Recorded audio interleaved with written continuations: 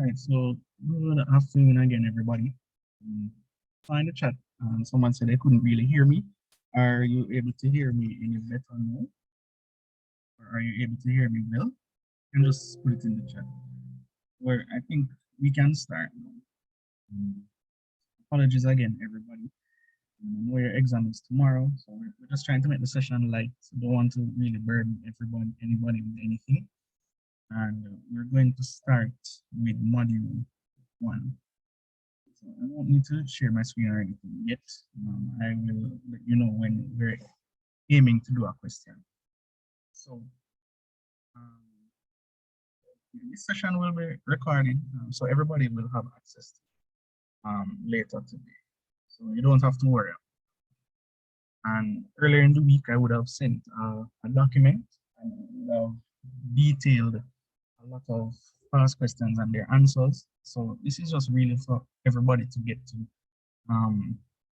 answer questions better and how to write the essay. So we're going through module 1 first, and just a little preamble, and then I'll invite questions that you might need to clarify. The papers, those were in the group chat for those who would have joined via WhatsApp. It's a document with some past papers from the earlier 2000s.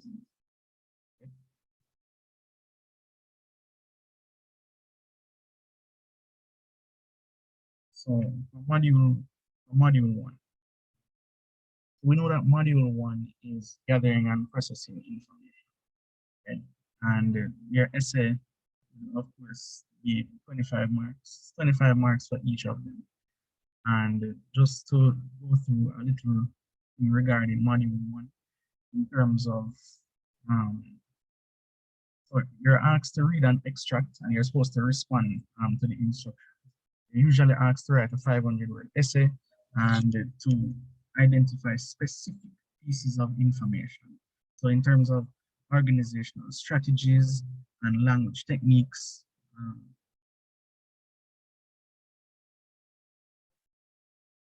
still not hearing clearly? Give me 1 second.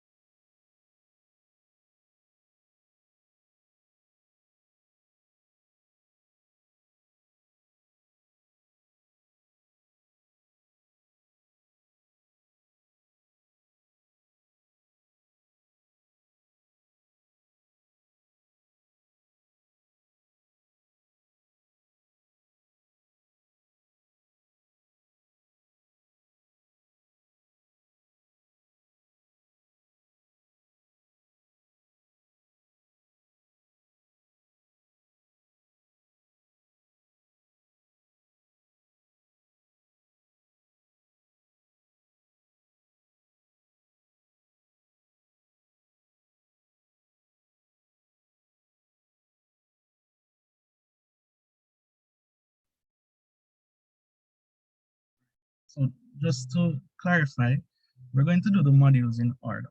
1, then 2, then 3. I know there was a request to start with module 3 first, but because that module doesn't require as much writing as possible, we're going to deal with the heavier ones first. I hope that persons can hear me a little better than you could before. Just indicate whether you can or whether you can't in the chat or not.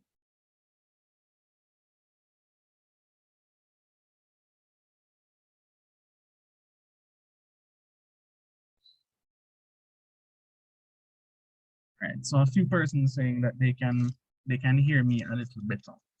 Right. So we're going to continue with module one.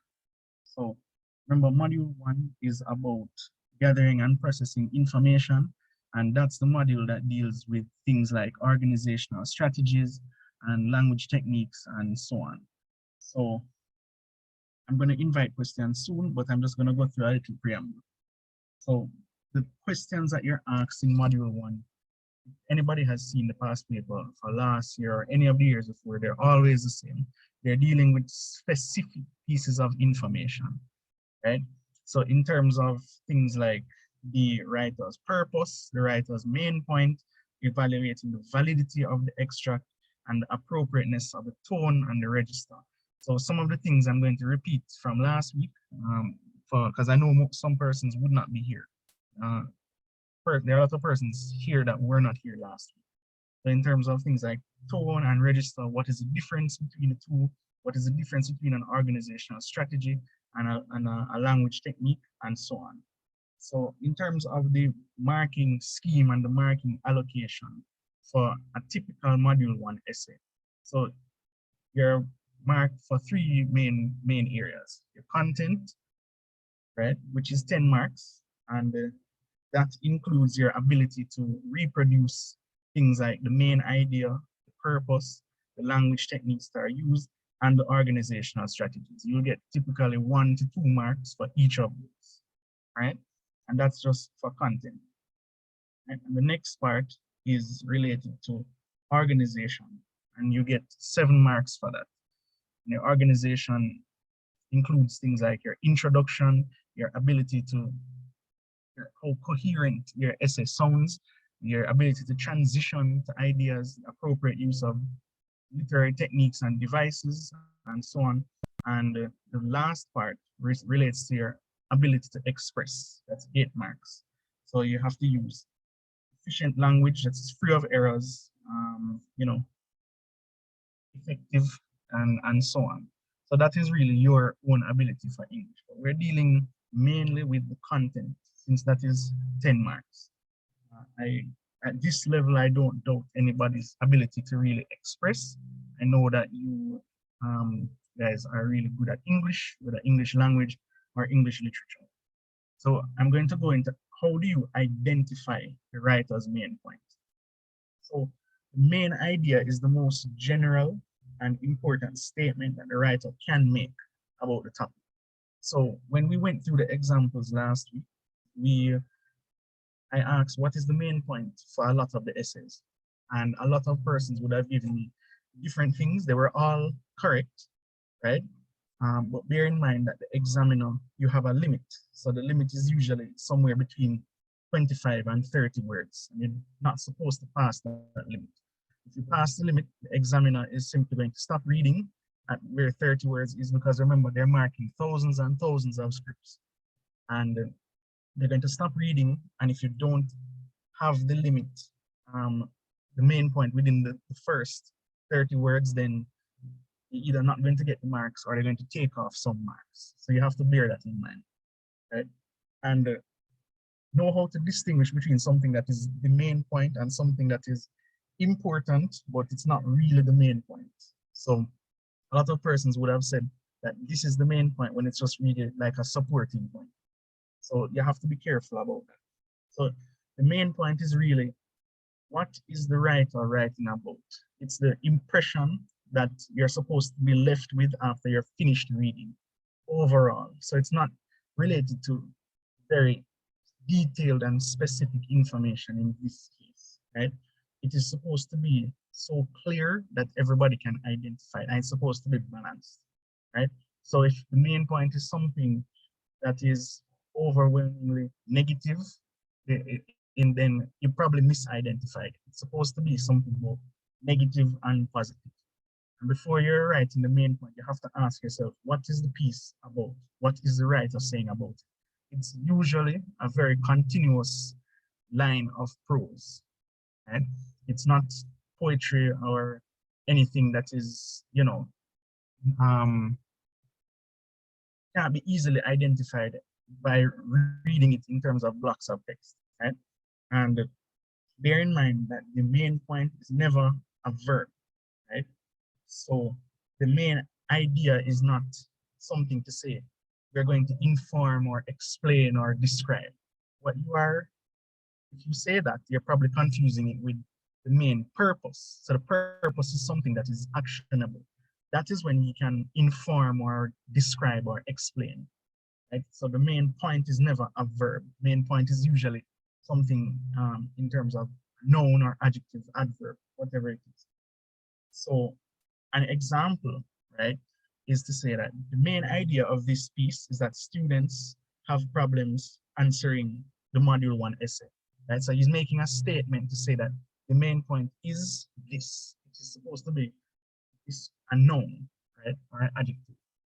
It is that students are having problems. It is doing something, it is describing a situation. That is what the main point is. So students always confuse what is main point versus the purpose of this speech. So now to identify the purpose of the entire essay, which is usually the second question. So you have to understand why the writer wrote the piece to understand the writer's purpose. So the main point feeds into the purpose.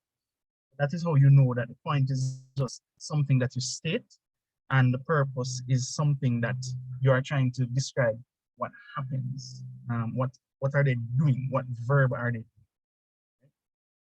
So you have to analyze and examine what was written and how it was written. What is the context? For most persons, I don't know if they will recall that when we did the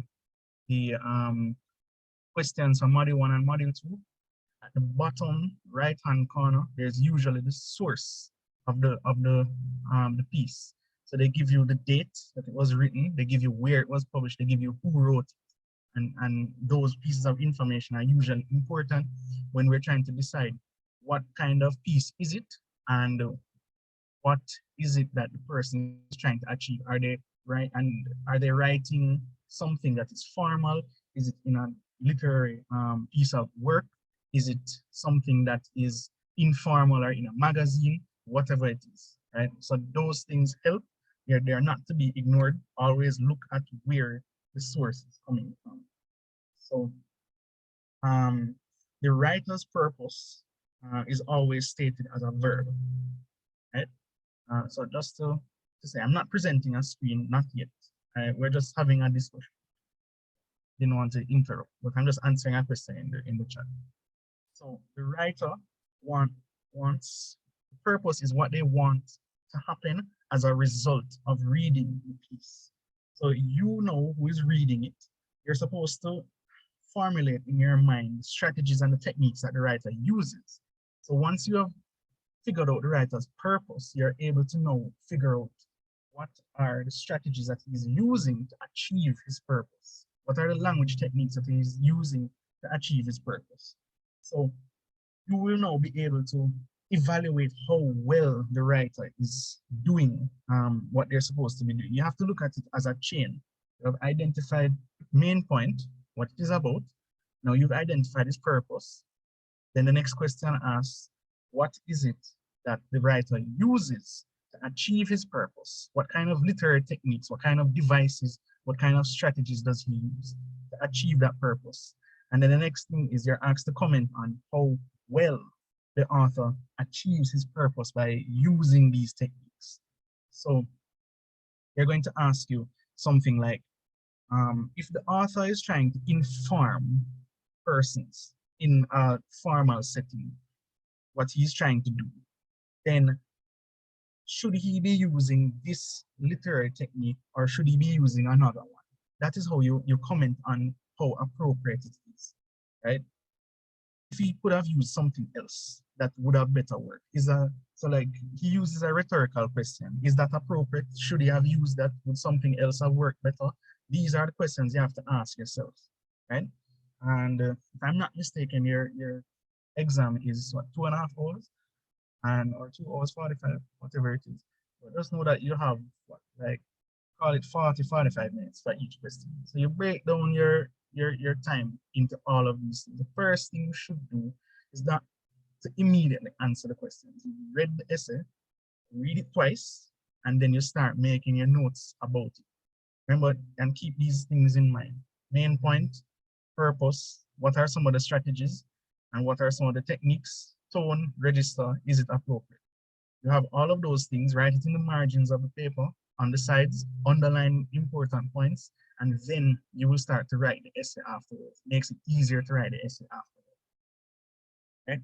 So as I said, the purpose determines the techniques that are used, and then, for example, a purpose for the list of stock market prices in the daily newspaper can be to, if somebody is reporting some statistical information or something, your purpose can be like to report information needed to make new decisions. So like the purpose of a comic strip, it would be to what? It would be to like to entertain, right? An editorial might be to criticize, because to editorialize something means to give your opinion on it, like in the newspaper. So it could be to criticize or to offer an opinion. Personal anecdotes might be like the writer is trying to evoke an emotional response.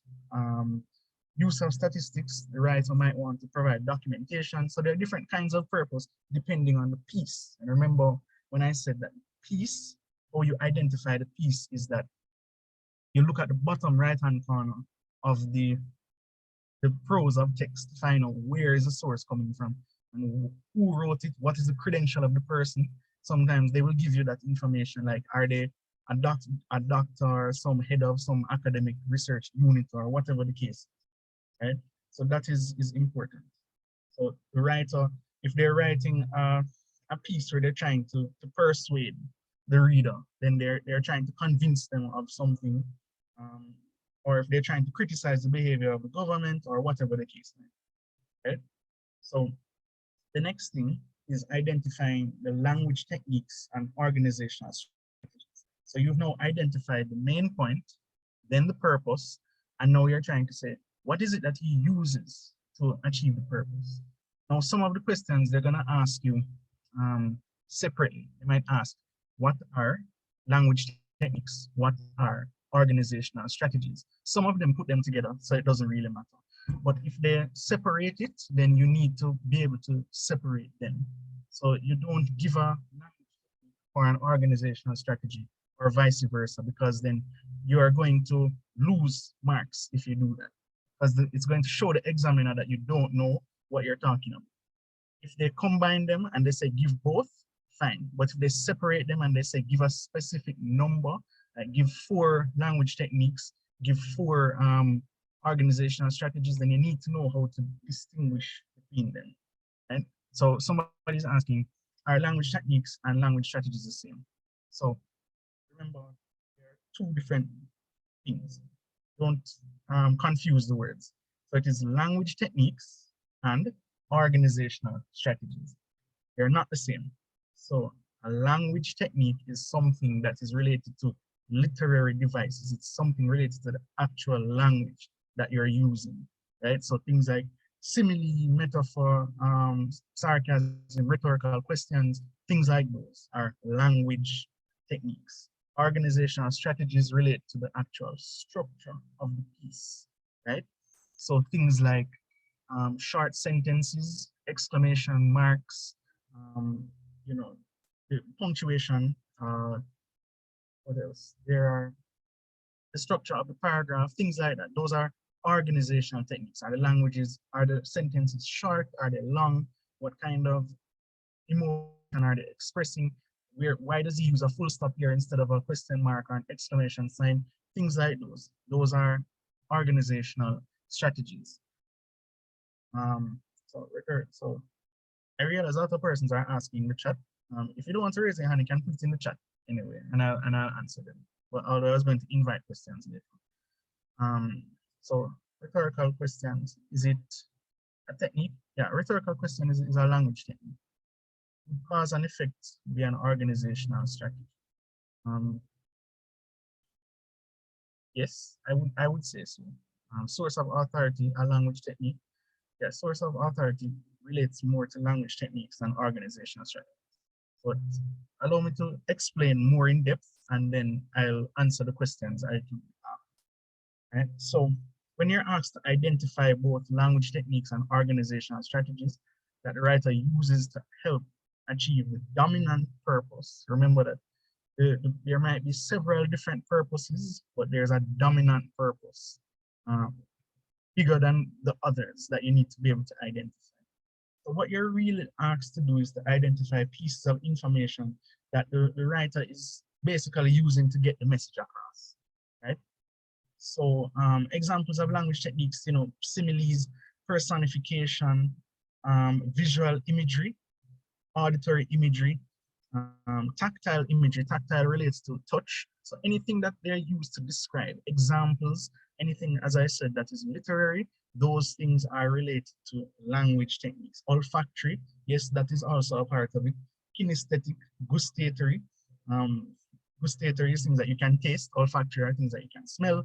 Kinesthetic relates to various emotions regarding movement, feeling, temperature, physical interactions, and so on. So examples of other language techniques, yeah, persons are saying it, irony, phonology, and so on. Rhetorical questions, alliteration, anecdote, repetition, contrast, and comparison. Um, and those things are all examples of language techniques. So in terms of, yeah, pathetic fallacy, I know the persons who do English literature might have an advantage, but bear in mind that the persons who mark your papers, they don't care whether you done literature or not.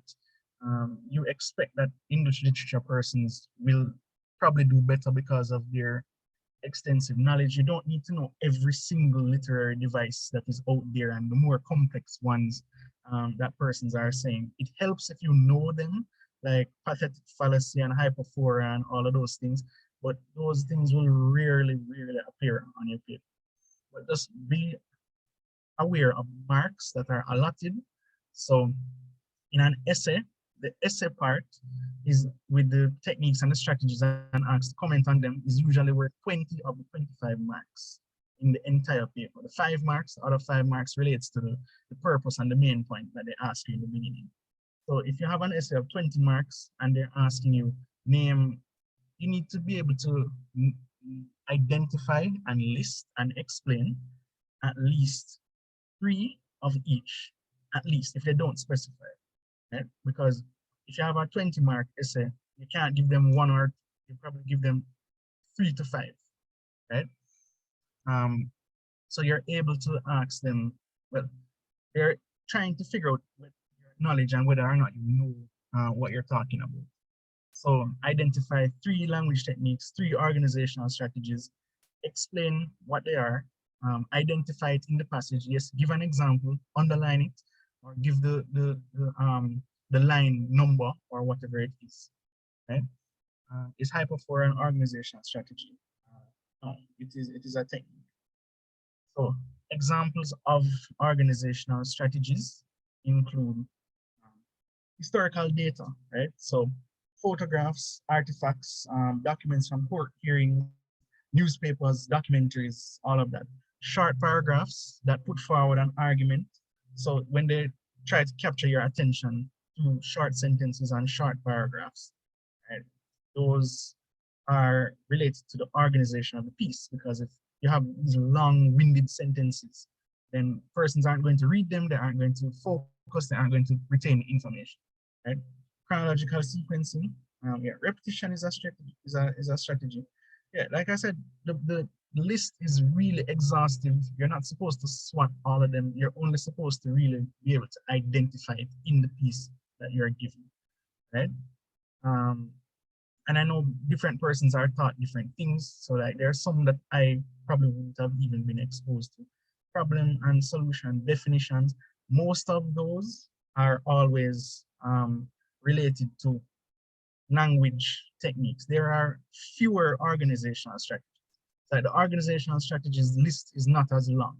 So if you don't really know how to distinguish between them, just always assume for the most part that it is a technique.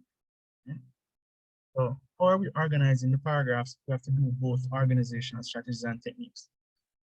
It doesn't matter. So just write, as long as you include it. They want to see it on the paper. It's better that you write it and they try to figure it out than for you to know, not have it on the paper at all. They can't mark what's not here. So put in a paragraph, what are the strategies? Put in another paragraph, what are the techniques, right? It doesn't matter. And if you're running out of time, just put the points on the paper as bullet points. They will still mark it, but that's only like if you're really, really pressed for time. Right? How do you use an example of a short paragraph? What's the difference between a pun and a pathetic? I'll get to those questions shortly. But like I said, the organizational strategies are always smaller in terms of the list. So short paragraphs, chronological outline is an organizational strategy. Presentation of an overview, right? Opinion of a reliable source. Those are all organizational strategies. Just think about it. It is how the piece is organized. How is it written? How is it? What are they trying to get from you? What kind of emotions are they trying to outline? Are they writing things like, is it a flashback? Is it a chronological sequence? Is it, and did they provide an overview? Things like that. Those are the questions you have to ask yourself when you're trying to determine whether it is an organizational strategy. Remember that language techniques relate to language. So anything that deals with literary stuff, those are all language techniques. Right? General to specific, spatial order, confession, rebuttal, juxtaposition, definitions, definitions and expository, those things are all language techniques. Organizational strategy is basically how you lay out the table, as somebody is saying in the chat. Language technique is what you put on it. Yeah, that's a good way to describe it to them. Organizational strategy is the broader layout, the setting, whereas language technique is basically the items that you put on it. So think about it like a dinner table.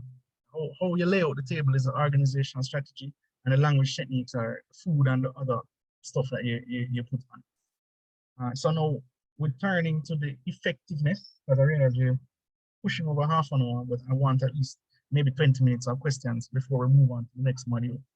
So in terms of your ability to comment on the effectiveness, because remember, it's a timeline.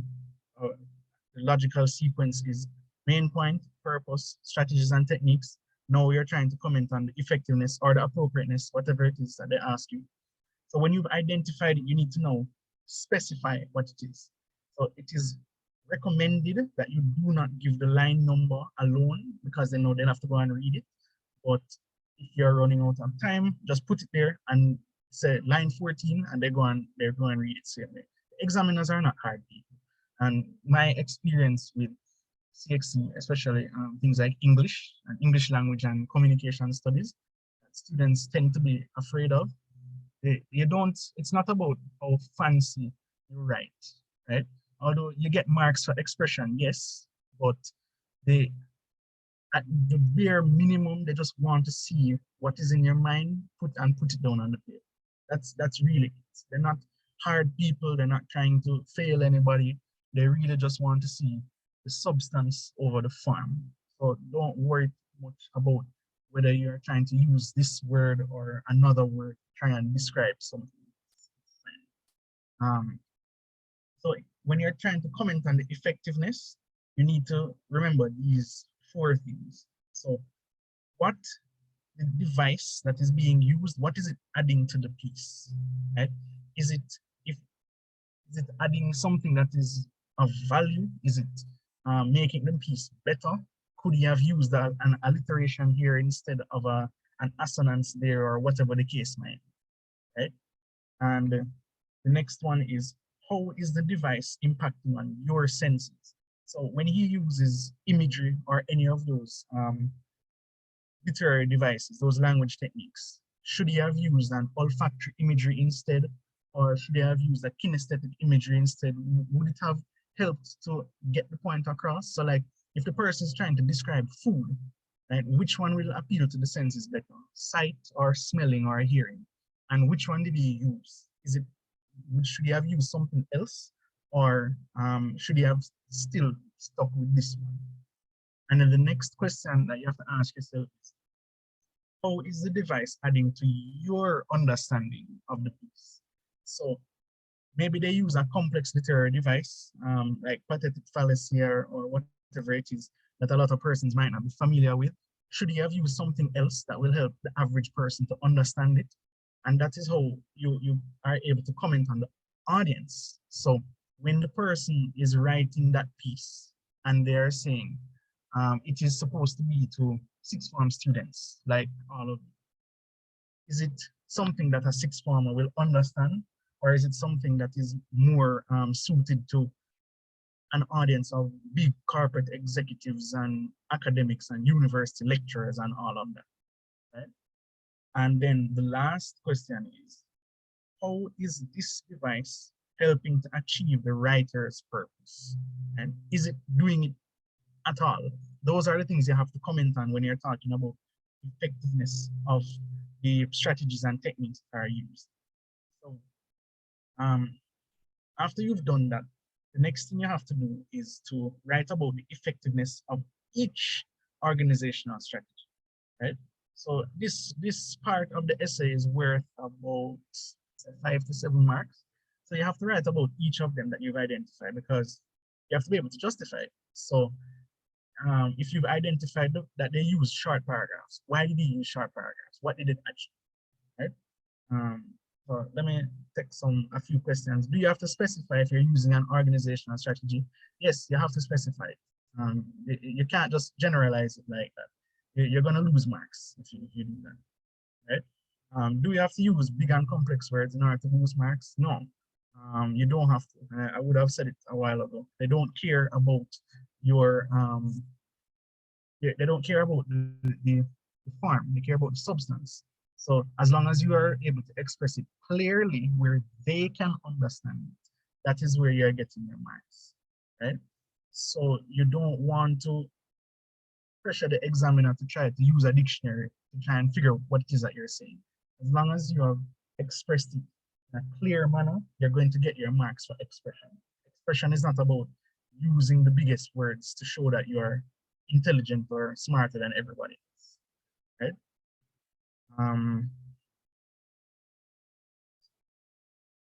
Yeah, so just to reiterate, I am not sharing my screen. I am just having a discussion and I am answering questions in between, okay? And when I invite questions by voice, then you can raise your hand and I'll address it. Oh no, I'm just looking through. So yeah. Just think of this principle, everybody. Just keep it simple. So they are trying to keep it simple with you, so you keep your answers simple with them, right? Somebody's asking if the most that they can ask for is 3 organizational strategies and language techniques. Okay, so the answer to that is they know how much time you have. Sometimes they will ask 4 or 5. I don't think they'll ask more than 5, but I don't think they're going to ask less than 3. So it is always between 3 and 5. Okay, so and that is only because they know you have like 40 to 45 minutes. But don't go in there and write less than 3, and to show the examiner that you don't really have a good grasp of all of the material. So to comment on the effectiveness, you should ask yourself, what is a technique or strategy? Yes, you should ask yourself, what is a technique or strategy that is being that you have identified, right? And then you should be able to justify why is it that they are using it. So if you know that it isn't definitely this one, then don't put it down on the paper. You have to justify the answer that you write.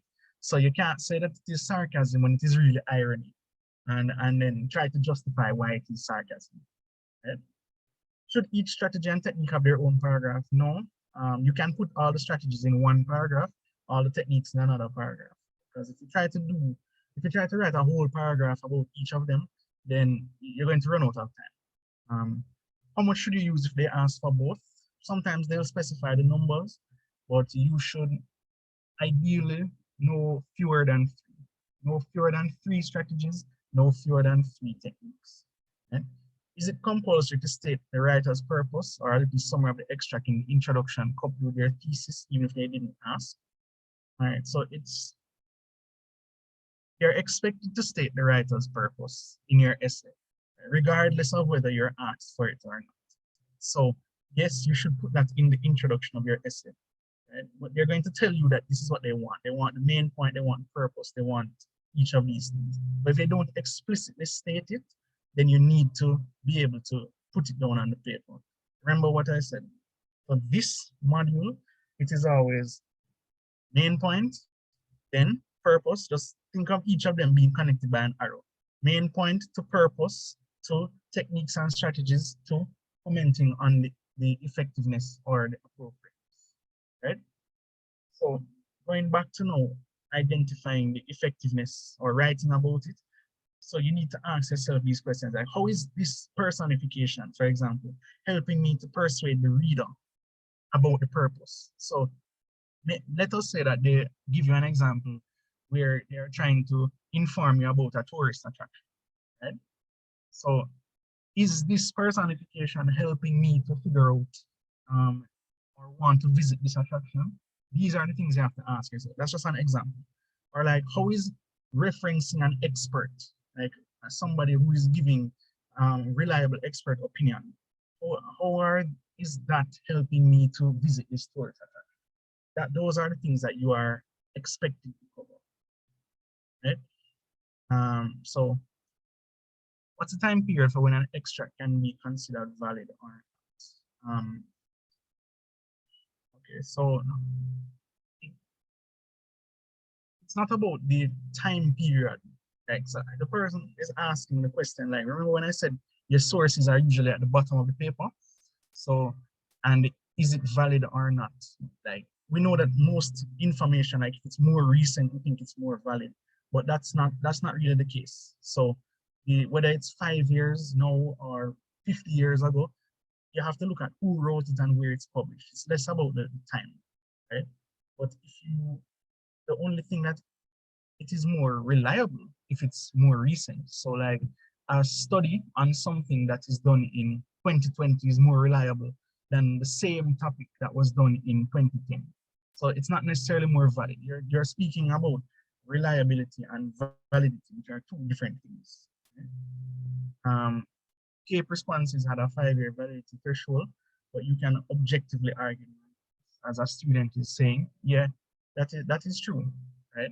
I have taught CAPE communication studies and English, and I wouldn't recommend to say somebody that, oh, if it's published in the last 5 years, then that means it is valid, and if it's not, then it's not valid. No, that it shouldn't be like that, right? So it is more reliable to have updated information. Like everybody can agree on that. But to say that if it's not falling within that 5-year period, it is not reliable, I wouldn't put that on an exam paper. Right? So we might not have time to go through some of the essays. I can go through a question if the time permits. The purpose here is just to speak about the entire module itself. Going through one question the day before the exam, I don't think it's going to really help you as much, because that question could be anything. I am trying to now give you the tips and the pointers to be able to write any question, regardless of whatever it is that goes. Right? Somebody asked, do I teach Caribbean studies? I can, but I don't formally. What's the average for a 1 in communication studies? Like I said, everybody, from my experience, I should just tell everybody, I am at least 10 years older than all of them. I did communication studies 10 years ago, in 2020. And it would have changed since then. I know that the paper one has changed since then, obviously. And from my experience, like even as an examiner now, I can tell you that even the worst persons who got 2s and 3s in English language at CSEC, ended up getting ones in um, communication studies. Yeah, somebody here has said no overexertion, and that's what I'm trying to not do. Right? It's not supposed to be rigorous, it's supposed to be relaxed, and it's supposed to be interactive. Right? You have an exam tomorrow. I just don't recommend swatting and cramming and all of that day before the exam. I'm telling you that best performing students in CAPE communication studies always have clearest mind. It's about the clarity. Right? If you can't go in the exam and you can't think, it's not about your ability in terms of English. It's about how well you're able to express everything on the paper. Right? So yeah, just to divert from that point, because we have about maybe 50 minutes in the first for the first one. So for this section in identifying the effectiveness of the language techniques, right? It's not supposed to be, you're not supposed to define them really, right? So you don't need to tell the examiner what sarcasm is or a pun or whatever. You are supposed to identify appropriate examples. So like I said, try not to misidentify them. If it is a pun, don't say it is sarcasm or don't say it is irony or whatever the case is, right? So you have to organize it like any other essay: opening, body for your content, conclusion, no new ideas reinforced. Transitional words, however, nevertheless, additionally, whatever the case is, those are all things that contribute to your organization. And you're supposed to, use critical reasoning and stuff. So try looking at the writer's style to critically assess what this piece is trying to say, right? So you have to identify the things like intonation, the voice, the pitch, the volume, the speed. How are you reading it in your mind? How does it sound? Right? And that comes in handy when you're asked things like, what is the tone? So is the tone conversational? Is it condescending? Whatever it is, as opposed to what is the register? The register is something that is used in terms of whether it is formal or informal, right? So bear in mind how to distinguish between those things. So one is a language technique. Going through some of the questions. One is a language technique. The CXC grading for CAPE use a curve. For communication studies, I can say. For most curves are going to be used for like maths and sciences and those things. So my last comment before that was learning how to distinguish between tone and register. That's a common question that comes in past paper questions. So comment on the tone and the register. And students don't really know how to distinguish between the two. So the tone relates to how does it sound. Does it sound conversational? Does it sound condescending? Yeah, condescending means that you're making the person, you're looking down on them basically, right? And your register is the overall setting that the piece is written in. So is the language formal? Is it informal? Right? That is the difference between register and tone. Casual, yeah, whatever it is, that is register. Okay. Inverted commas and organizational strategy. Yeah, I would say that that's not really literary. Module 1 requires an evaluation of validity and reliability. I wouldn't say it requires it, but if you want to comment on it, then yes, it will give you extra marks unless they specifically ask for it. So reliability and validity, somebody asked me to go through the two of them very briefly. So reliability relates to essentially how well this piece of information can it be reproduced well enough in the future. Right? Validity relates to whether or not it is actually something that is, and on its own merit, can it stand on its own? Right? So I want to give a brief, shorter example than that, but just know that there are two different things. So a piece is reliable, right?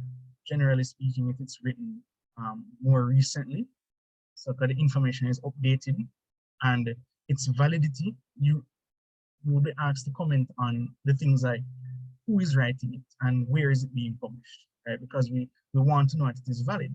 So if it is an academic piece, we wouldn't put an academic piece in the Star, for example, Star newspaper. If you see an academic piece in the Star, you start to question whether it is valid or not, because you don't associate the Star with that kind of news. As opposed to now, if you saw this piece being written in 2020 or 2010, then we would say that 2021 is more reliable. So reliability is comparing the same subject across the time period, whereas validity is comparing the subject itself to other pieces, right, that are not necessarily similar, right?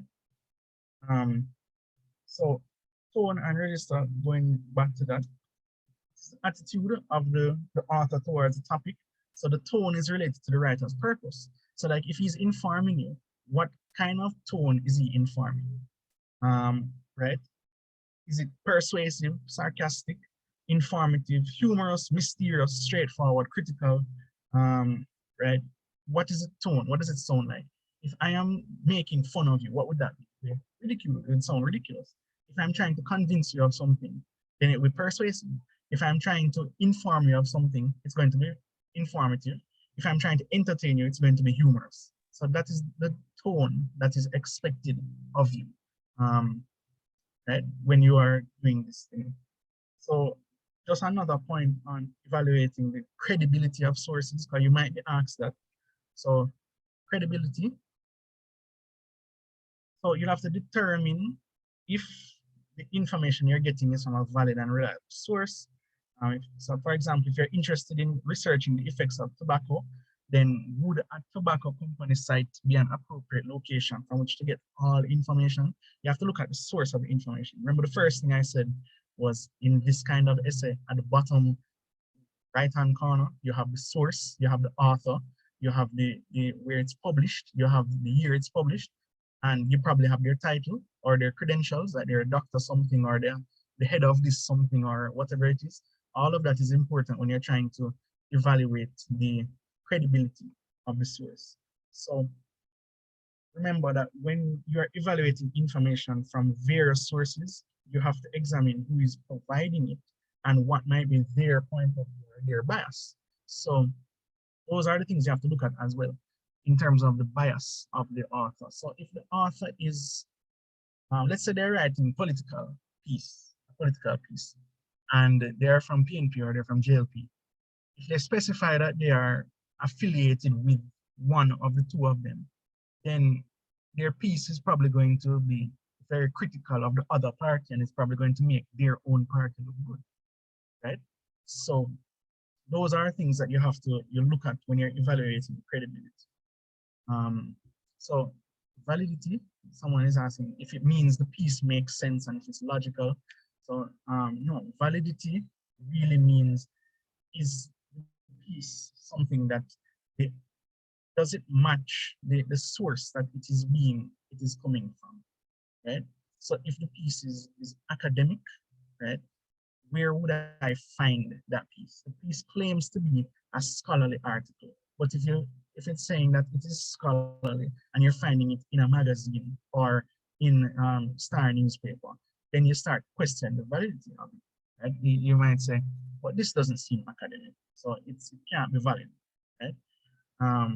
Yeah, validity, can it be generalized? That's another good index of saying. So remember that every writer, when they're writing, they want to prove a point and they'll use data and information that assists in doing so. But you have to ask, where is that data and information coming from? Is it from a reliable source? Is it credible? Is it from, like, they're publishing statistics? Where is the statistics coming from? Where is it coming from? Statin or whatever statistical publishing institute, whatever it is, right? Those are the things that you have to. So I have 5 minutes left.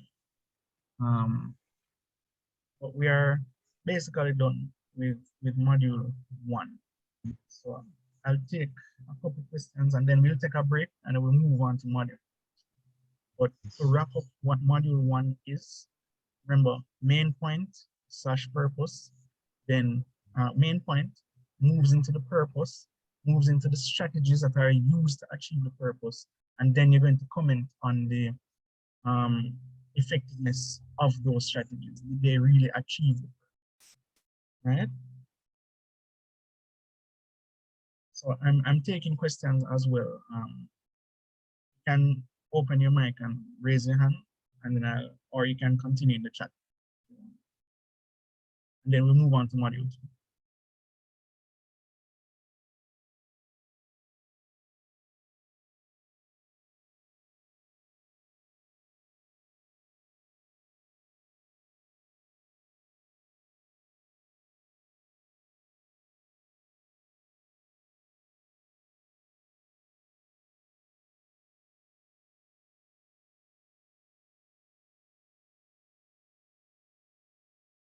And give me feedback as well. Is everybody understanding?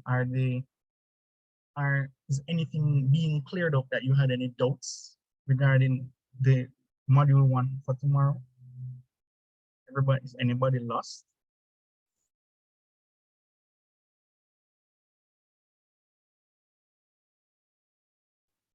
So let me look at some of the questions. Someone is asking if the main idea and the purpose is really the same thing, but just the idea with a noun and the purpose with a verb. I don't want to say that they are the same thing. It's just that the main idea is the dominant idea that is in the piece, and the purpose is really what is he doing about it, right? So I'm just trying to caution that is it the same? It's not really the same thing. But they're not completely different either. They're related to each other. But just know that one is always using a verb and the other one never uses a verb. Right?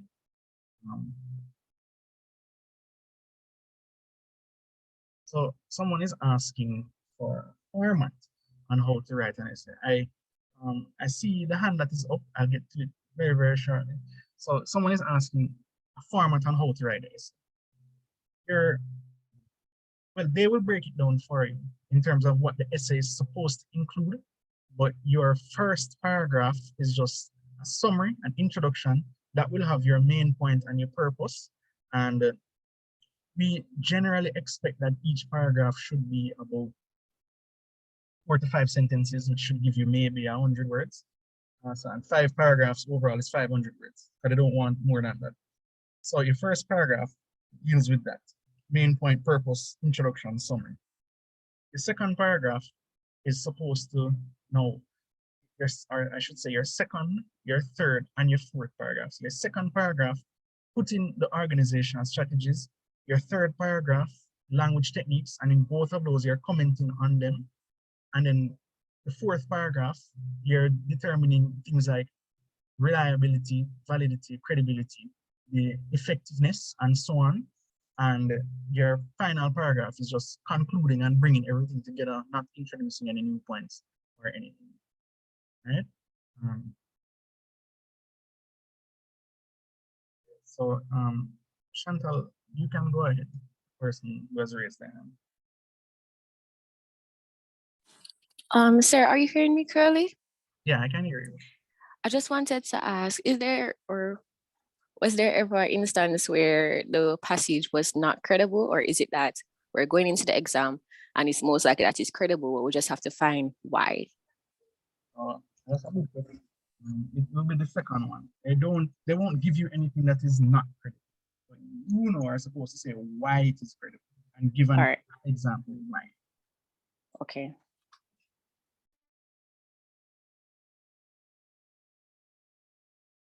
Credibility, truthfulness. I'm going through questions in the chat.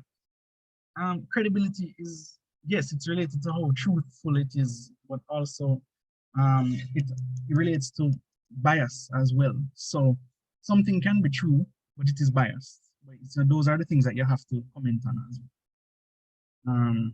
Say the stages again. The stages are main point, then purpose, then organizational strategies, language techniques. It doesn't matter what order that is, as long as you get through them. Then you comment on the effectiveness or the appropriateness of the strategies used, and then a sentence or two on credibility, and then you conclude, and that's it. What organizational strategies are usually used? Those, so I don't want to put it in your mind that they are usually used so that you're expecting it to come. What I am going to say is that things like, anything related to paragraphs and punctuation and the overall manner in which it is laid out, those are what usually comes. Like, what is the overview of it? What style is it written in? I'll give an example of scientific appeal as a strategy. So I guess if the piece is scientific and it's written by someone in the scientific community, they're seen as somebody reliable. Yeah, that can be you are a credible source. That is normally an organizational strategy. Purpose is what he's trying to accomplish. Yes. How to evaluate sources. So you look at three things when you're evaluating sources. You look at author, meaning their credentials, like are they Dr. So-and-so, head of this institute or whatever, where they come from. You're looking at where it's published, like is it a journal or something, and then you're looking at the year that it's published. Okay, so you can go ahead. Sir, teacher that time so like you cannot exactly agree or disagree with the credibility, reliability, or validity of the source. Can you say something like this questionable? So like suppose in one and the source is over 10 years old or over 8 years old, but that's still another unknown. They can just say them use statistics, they appeal to authority and such. The source probably is like a reputable source, suppose like Jamaica Gleaner, apart from some art, some big art out where you probably know. You can say it is questionable because on one hand, X, Y, and Z, a bit authority they use statistics and such. And the person and this the source is reputable, like the expert source. However, on another hand now, the article is over 10 years old or over 8 years old. So as such, Yeah, it's something. Yeah, that's fine. That's But perfect. then another what should I tell say is that when we talk about credibility and all of that, credibility, validity, and all of that, then they must say the same thing. They must say let's go back on the same 4 or 5 something and look on. We never 100% agree, but what should I say compared to what you are saying right now? So, yeah, you're supposed to debate it. You're supposed to say why it is credible and give evidence of why it is credible. It's not going to necessarily be 100%. You're going to say, okay, so the author is so and so, but he has a slight bias, and so its credibility can be questioned. Things like that you have to be told. Right? Yeah. Yeah. So, trying to address the other questions. I want to move to the next module. We've already gone over the first part. So do we have to rewrite the main point when doing the essay? No, if you've asked for it already, you don't need to rewrite. Went over some organizational strategies. Can you get 4 or 5? So things like short paragraphs, punctuation. That's a second one. Other organizational strategies are like, how is it written? Is it written chronologically? Is there an overview? Is there flashback? Things like that. There are not very many organizational strategies. They're probably like really just 5 or 3, but those are the real main ones. Anything related to paragraphs and punctuation and so on. Explain effects of compare and contrast, cause and effect, problem and solution. So, I mean, compare and contrast, like, I don't want to say it's self-explanatory, but you should be able to see if it should be clear, right? Compare and contrast. And first he's comparing two different things, and then now he's finding the differences between them. That is contrasting. Cause and effect.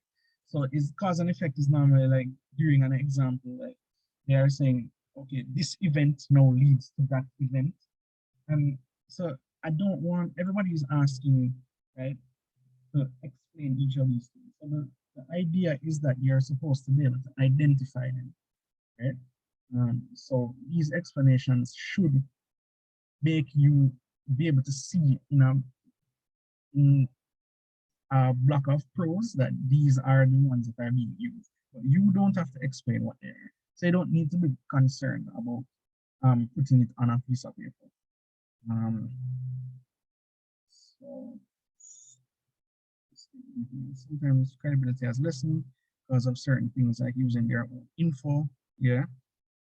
What must you look at when you're evaluating sources? Look at the author, look at the date, look at where it's published. Other questions? Okay, I think I would have gone through all the questions in the chat. I don't see any more questions. Unless anybody has any other questions regarding module 1, we want to move on to module 2. Somebody asked, when talking about credibility, talk about if it's reliable, valid, or any bias. Yes, when you're speaking about credibility, that is what you should ask.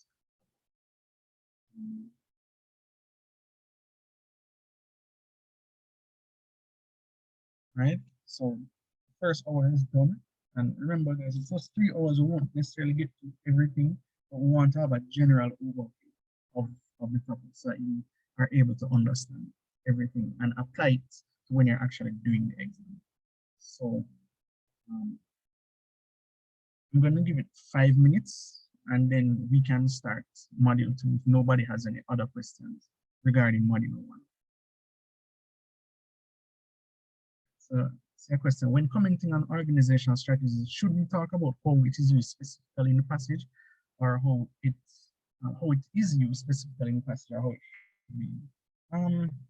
So you should speak about how it is used in the passage, right? There is no really how it should be used, right?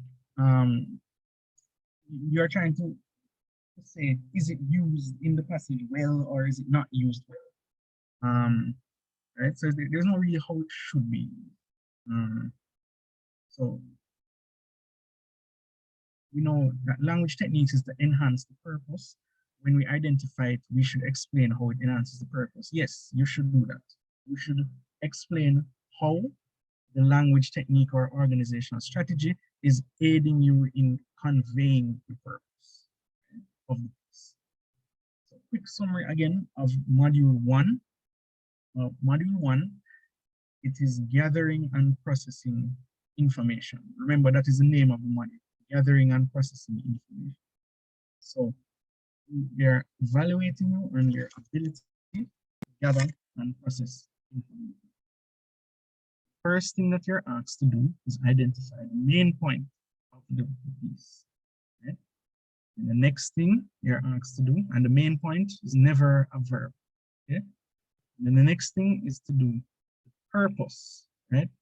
What is the purpose of the author presenting this main point? So trying to persuade, explain, inform, describe, whatever.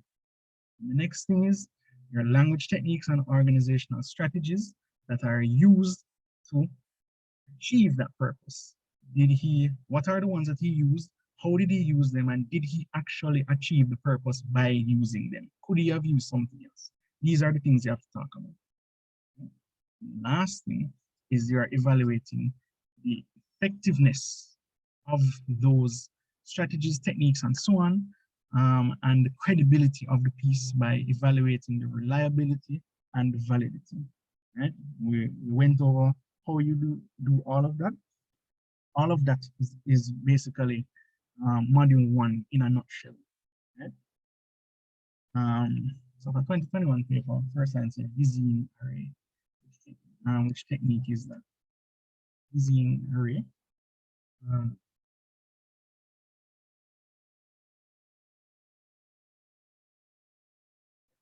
I would say that that is close to personification or metaphor, dizzying array, but that is a common phrase.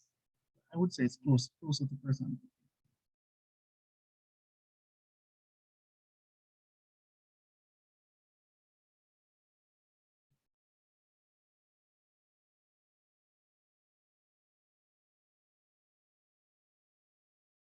So I'm gonna give it 5 minutes and then we can move on to the next one.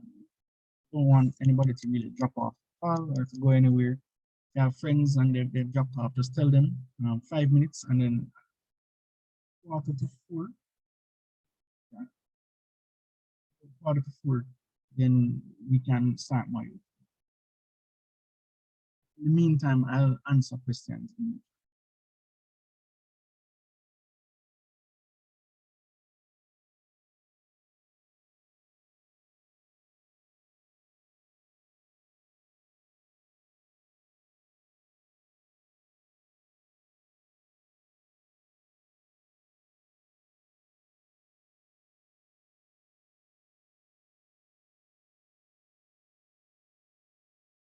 So see, I want to mispronounce your name, Nikila. You have a question? You can answer. You can go ahead.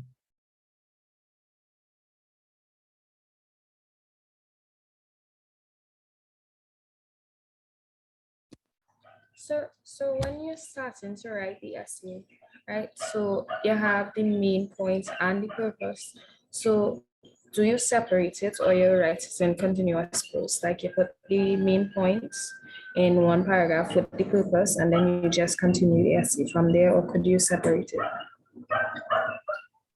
You should separate them.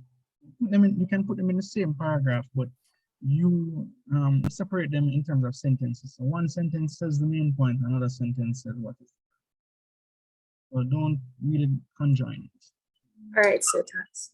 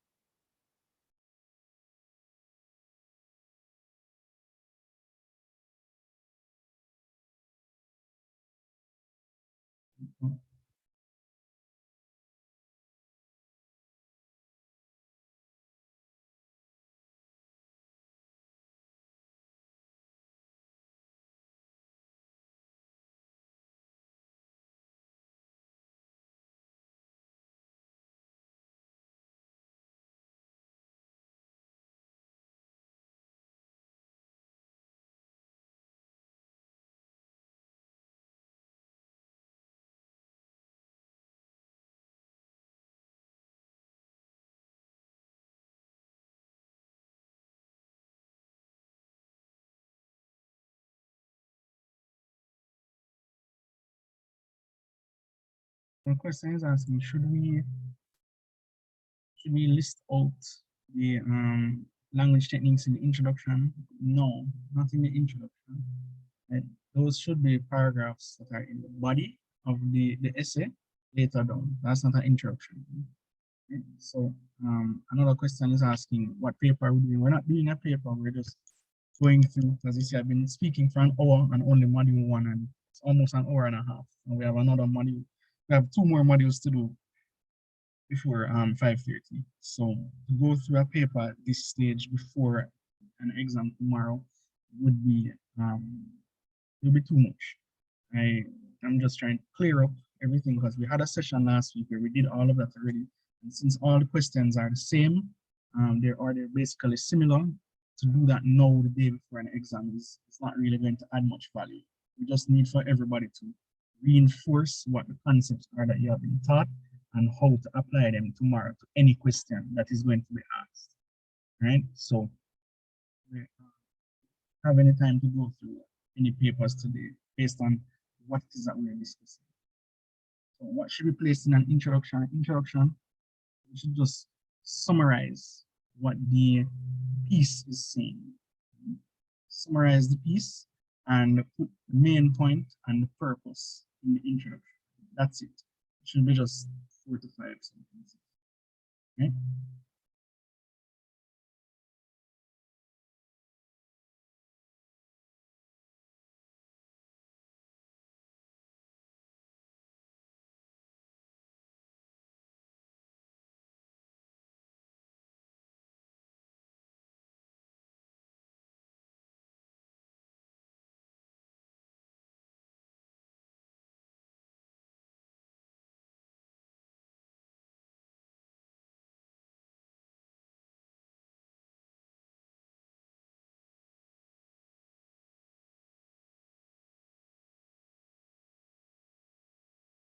Someone is asking if the purpose is the same as the writer's intention. Yes, same thing, purpose, intention. What are they trying to achieve?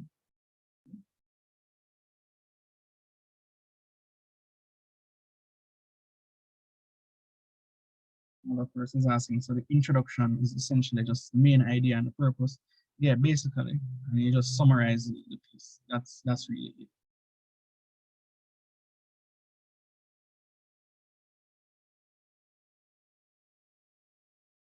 So someone is asking, would you recommend that we individually do past paper today or just run through the content and prep ourselves mentally? I would recommend the latter really because communication studies is not, it's not like those kinds of exams where you can do past paper questions in the day before and it would help a lot in the actual exam next day. It's not designed that way like other subjects that are more content based, like sciences and some of the humanities and so on, right? So just continue to prep yourselves mentally, go over the content. Remember, the content is important because for every essay that you're doing, the content is worth 10 marks, the organization is worth 7, the expression is worth 8. And that will give you your 25 marks. So but the content is the most important. You can't express and organize anything if you don't have any content. Right? So that's why I've said that writing the essays, practicing individual essays the day before is just not something that I personally would recommend. But if you think it will help you, you can do that in the same way that we would have, most of us here would have done last. Somebody's asking, should we put meaning of language? Question about meaning of language. Maybe that's not an introduction question. When you're discussing language techniques and organizational strategies, then we can do that. But yeah, it is a 3:45, guys, and we're going to have to move on to module 2 now. So I hope most of us are still here. A few persons look like they dropped off. But if you know anybody who needs to come on to the call, just tell them that we're starting module 2. Right? So, so we finished with module 1, right? And everything now we're going forward for the next hour is module 2. So, on module 2, right? It is called language and community. So, module 2 is the one that always has patois and standard English. I, have to acknowledge that some persons may not be Jamaican. And we're speaking about Creole generally across the Caribbean. And so, like it was with the first module, you can put your questions in the chat, and I will address the audio questions towards the end of me presenting. So just to reiterate, we are having a discussion. I'm not sharing anything on my screen, so it will appear blank. We're just talking about the different knowledge points that you need to know for each essay. As I'm speaking, you can write it down, but this recording will be made available to you after the session anyway. Right? So I'm trying to make it as relaxed as possible. I don't want to overwhelm anybody with practicing questions. I want you to be able to apply this knowledge to any question that you're asked. Right?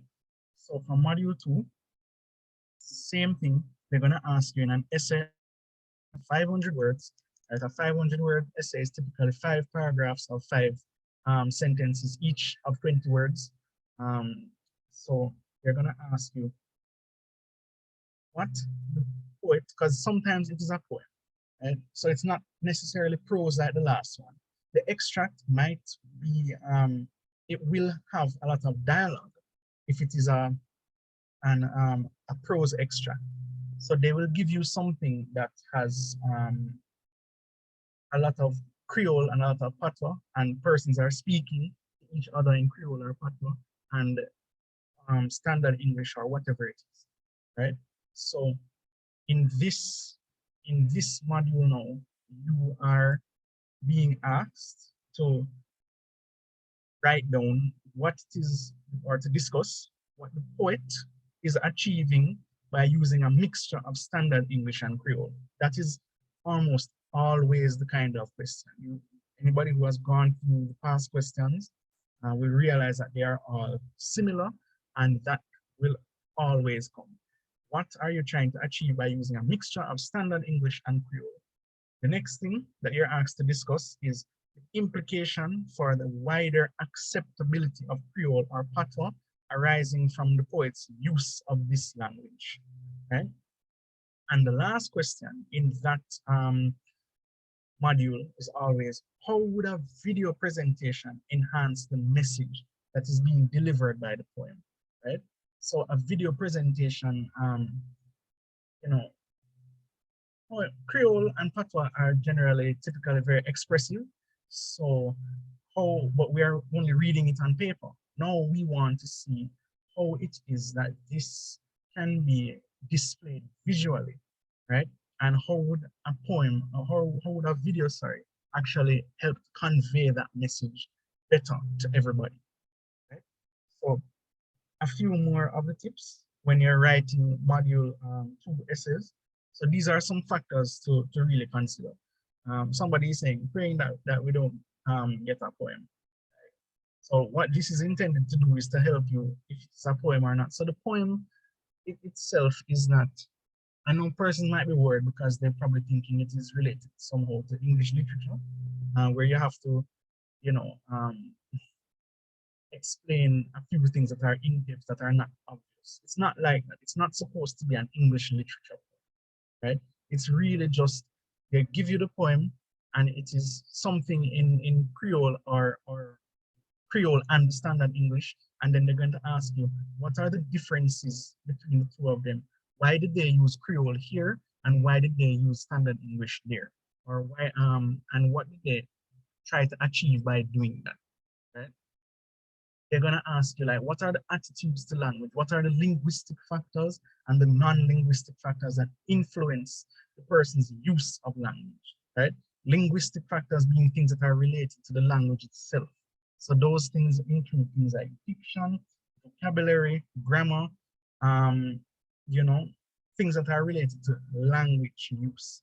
Whereas non-linguistic factors are things that are related to society and culture, so socio-cultural influences. So persons use patois, why? Because it is more expressive, and so you wouldn't watch a stage play, for example, with pure standard English. That's going to be boring. You wouldn't chat to your friends about an event in pure standard English, because the way that you are speaking about it or trying to convey the information, it's boring. So you use patois because you want to be expressive. And then other non-linguistic factors include geography, yes, where you come from. You know, in Jamaica, using Jamaica as an example, probably expect that most persons will speak standard English. They come from Kingston, and you know that is the acrolect, as opposed to the mesolect in between, and the basilect are probably some places that are very remote and in some deep rural areas. You know, and education is another one in terms of non-linguistic factors. Yeah, somebody says uptown, downtown, rural, urban, things like that. So somebody is asking, how much points should we make when we're talking about how we could enhance? I would say 4 at least, because, and I'll tell you what the 4 are that usually. So the costumes are one. People can how they're dressed. So the costume is one. The setting is another. So where is it happening? Downtown, in a barber shop, nail salon, whatever the case is. The third one is the props. What are the items on stage that are being used? And the fourth one is things like movements and gesticulations. We can better visualize the person expressing themselves, doing this that is being said on paper. So those 4 things are, there are more, of course, but those 4 things you should mention at least. The costume, the props, the setting, and the person's ability to, use body language, right? Audience, yes. Yeah. Let me go through some of these questions. Geography, yes. Depends on content and context, yes. Situation and social context, audience, educational status, PhD, doctorate, master's. All right, well, there's no fundamental difference between PhD, doctorate, and master's, really. It's really whether you have it or whether you don't have it. So persons in high school, persons as opposed to persons in PhD, dialectal variation and level of formality, yes, all of that. All of these things are module 2. So acrolect, basilect, mesolect, things like that. This is module 2. So where type of audience can influence language, spoken registers, and so on. Dialectal variations, acrolect, mesolect, basilect. Those are dialectal variations. So going through some of the factors to consider. So the excerpt is going to look, like I said, like a literature or language arts piece, but you won't necessarily need to answer it like a literature piece, right? You're not concerned as much with things like literary devices and so on, like with the first module. But you have to keep in mind that it is a communication studies exam. So you have to look at various things that are inevitably related to communication. So language, registers, content, context, audience, demographics, perceptions, and so on. So always identify if the language uses standard English or Creole. It is always going to be one of the 2 of them or both. And identify things like, why did it change from standard English to Creole? What was the reason? Where did it change? Right? So as I said, communicative behaviors, yes, all of those things come under module 2. That's another question. Okay.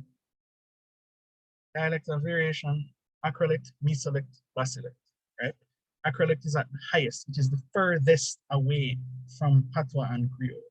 It is the closest to standard English. That's acrolect.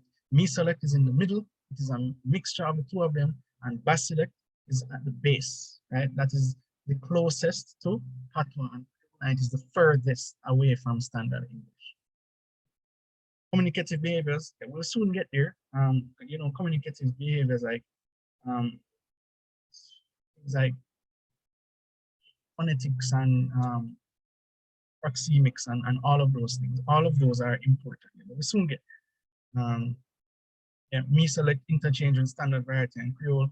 Attitudes to language. Yeah, attitudes to language are always there. Like, what is the attitude to language? Is it condescending? Is it so? Like most persons will think of Patois and standard English as being the language of the masses and the uneducated, and it is only used by people who are dunce or whatever the case is, and only people who are educated use English. So we have this stigma attached to the use of Patois and Creole. It's not to be used in formal settings. It's supposed to be only used in other settings, whatever the case might be. Those things are attitudes to language. But why? What influences it? Most of the time, it's classism, racism, colorism. We see it in Jamaica a lot. The upper classes and so on. Have this disdain. They have this hatred for persons of the lower class who don't know how to speak properly or something. So all of those things will come out in a question like this in module 2. Um, difference between communicative behaviors and attitudes to language. So communicative behavior is really just displaying what is there. Kinetics, phonetics, proxemics, things related to time, things related to movement, things related to how they sound, as opposed to attitude to language is more something societal, like something psychological. The attitude to language is influenced by other factors like society, culture, and so on. Nonverbal communication, attitude can either be negative or positive. Well, it's not an either or. Attitude is really, you have to determine the tone of the piece before you can comment on its attitude. So like, is the tone conversational? Is it happy, humorous, joyous? How is it that when you read it, how does the attitude to patois sound as opposed to the attitude to English language? Is it that the person is giving English language a higher place of prominence, or for Creole, is it that they are stigmatizing it and they're trampling on it and they're putting it down? Those things are our attitudes to language. So it's not a strict positive, negative thing. Discuss the grammatical features of Creole. So I think that would be a lot for us to go through the whole grammatical features of Creole, right? Because there's a whole orthography and system that you don't really need to know that for the exam, to be honest, right? In terms of the grammatical features. So you just look at Creole, how it is written, but they're not going to ask you the things like, what are some of the grammatical features? So I don't want us to detain ourselves with something that we know will not really be on the exam. That is a bit complex for this discussion. Reasons why people interchange because of emotions, yeah, neutral, slavery and colonization, yeah. So all of that history, all of those things influence attitude to language, appeal to the audience. Yes, that's another reason people use patois. What does the intro contain in an essay like this? So introduction you're going to be asked to summarize it, right? It's just pointing out the direction. So you'll be brief when you're writing an introduction for an exam like this. So you just give the main point, right? Give an example and then explain it. That's really it for the introduction. So what is the point of this extract, right? Or this poem? What is this poem saying? What is the setting of the poem, right? Then you take a line out of it and as an example and say that the person is trying to inform, persuade. It's not much different from the first one, right? Only the content is different, but the outline is the same. So you give an example and then now you just explain it. So like you say, the poet is speaking to an audience of so-and-so persons and who understands that they are comfortable with both languages or they struggle with patois, but they are good with English or the other way around. And then you say an example is seen here in line, whatever, and you give them the line. That is what the intro will contain. So we don't need to know the phonology of Creole. I don't think you really need to know the phonology of Creole. Right? Those things are more paper one questions. For a paper two essay, I don't think you're gonna be asked that. You need to know those definitely for multiple choice, but not for tomorrow, no. So if they're talking about persons who drink a lot in standard English, but then demonstrate it in Creole, what are they saying? Is that question in the chat, or what are they trying to see? So if someone uses standard English a lot, but trying to demonstrate in Creole, that means that they're comfortable in standard English, but in Creole, they might be trying to fit in with somebody else of another socio-economic demographic, or they're trying to force their way to seem relatable, right? or something like that. Whereas in the other way around, if somebody uses Creole most and they're forcing themselves to use standard English, like it's because they're trying to um, fit into a formal setting where they realize that they need it, and so answer that question. Attitude to language could be like religion, dress. Yes, that also influences attitude to language. So bear in mind, everybody, that the attitude to language is simply your view of it, your perception of it. How do you treat it, right? But there are factors that influence it, which is different. So history, so society, culture, religion, dress, all of those things influence your perception of language, your attitude towards it, which is different. So I hope that that distinction is a bit clearer. Um, so when I mentioned gesticulation, props, setting, and costume, which aspect of module 2 is that under? That relates to the last question that you're asked in module 2 essay, which is how would a video presentation help to enhance the point that is being made, that is written in the poem on paper, right? Gesticulation, props, setting, costume, all those things. Think of a stage play, if anybody has ever watched a play at Center Stage or Little Theater or wherever. Just think of the play and the elements that are in the play and how it is that these people are basically acting out a poem that is written on paper. So they asked to comment on grammatical features in 2021 paper. Somebody is reminding me. Okay, so if it is that you are asked about grammatical features, I would suggest that you go over the features of patois in its orthography. But it's going to be, I think, with what we have to cover here and the time that we have, it's not supposed to be extensive. This is really just a refresher, and I'm just trying to guide you for your exam tomorrow. I'm not trying to reinvent the wheel. Okay? So if you have to look it over, just do that. But I just think that it won't really be so much in depth. Just have it at the back of your mind that these are the features of patois in case they ask. So when they say grammatical, is it only limited to Creole characteristics or phonology and vocabulary? Yeah, it's everything. Creole characteristics, phonology, vocabulary. You know, somebody said that the 2021 paper asked about it, right? But all of those things, I would say, phonology and vocabulary, everything that you need to know about how patois sounds and how it is written, they will ask you. But so, like I said, to be honest, the fact that they will go more in depth on a paper 1 than a paper 2, it just seems odd from my experience that they will ask it in a paper. So linguistic features, remember linguistic and non-linguistic factors.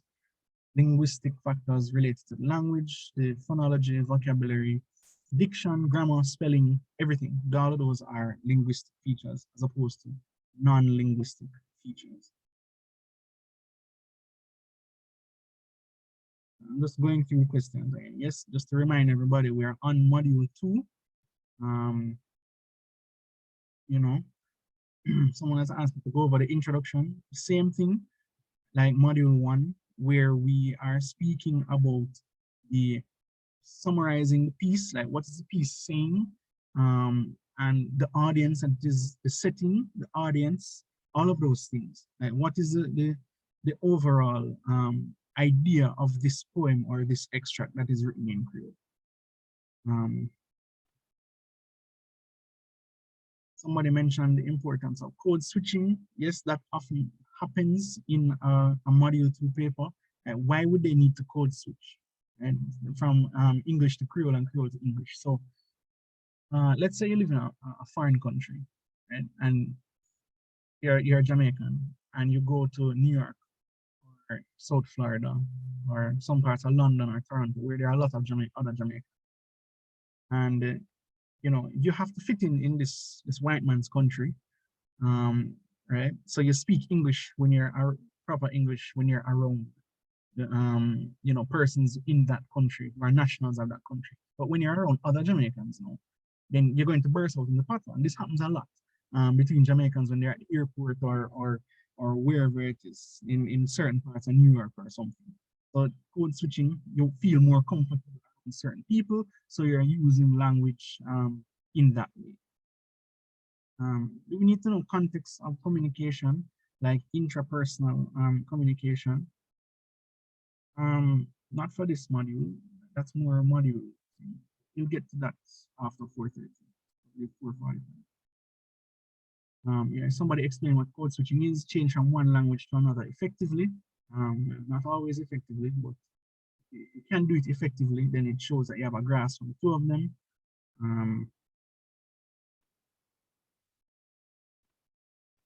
Someone's asking, grammatical features were included in the broad topics. Grammatical features, especially for Creole, all of those come under modules. So those are all topics that you would need to have known by now going into an exam tomorrow for module. Because a lot of persons have a lot of questions, so going through them as best as I can.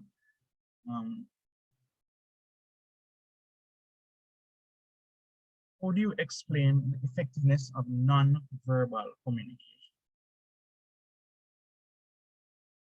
So I am not aware if a question like that has ever been asked in terms of effectiveness of non-verbal communication, because it is something that I don't know how you can comment on the effectiveness of it, right? You would more likely comment on the effectiveness of verbal communication, but like the non-verbal, it's just something that is there.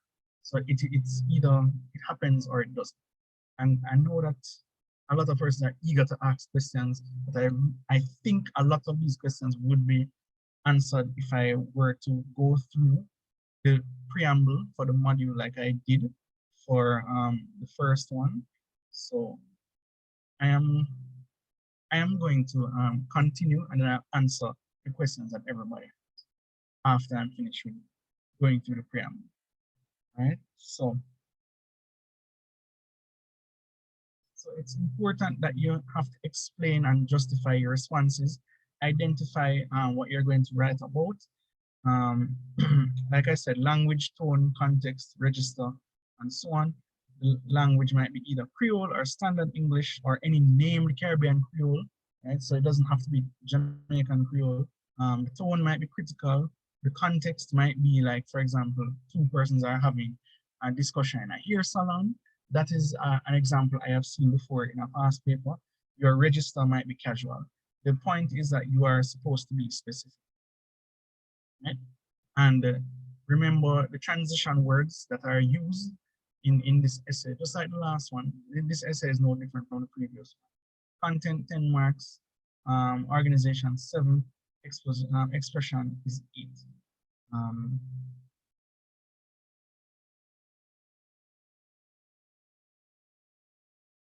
So there are some questions that you have to ask yourself when you're writing essays like this. What are the reasons for choosing a specific language, like Creole or Standard English? What are the factors that explain or influence a person's choice of language? What are the factors that would motivate somebody to choose a specific language if they know both of them, right? And which language is being used? Like I said, persons seem to have a lot of questions for this one, but let me tell you that this module is easier than the other two because I think it's more or less straightforward. We all speak some version of patois every single day. We know where it comes from. We know why it is that people speak patois. All we're doing is that we're using our lived experience and just putting it on paper. That's it. Right? They all know that you're Caribbean students and you have your reasons for speaking patois, right? And they're in different contexts and you're just writing it on paper. So they're saying, where is the person? What is the setting in which this thing is taking place? What is the topic of discussion? In our Caribbean nation, do we mainly use Standard or do we mainly use Creole, right? And in other instances, why do we choose Standard English over Creole? Or why do we choose Creole over Standard English, right? Who are the speakers? What are the feelings that are coming out? What does a society think about Creole or Standard English? Okay? Is there a belief that Creole is inappropriate in some instances, or is it appropriate in some instances? and you ask the same question about standard English, right? Does your country's history influence your language? What are the issues that arise from the fact that we have an unofficial and an official language, right? What are the linguistic and non-linguistic factors? What are some of the non-linguistic factors that lead non-native speakers to believe that they need to learn a new language? What are some of the linguistic factors that a non-native speaker needs to understand in order to obtain a command of the new language, right? And things like that, right? So what influences a person's choice of Creole and so on. So all of those things are questions you have to ask yourself when you're writing, and the questions always ask some of those questions, right? In addition to the video question, which is the last. So I'm going through the questions more in the chat. Is there a difference between grammatical and linguistic features? Grammatical features are one aspect of linguistic features overall.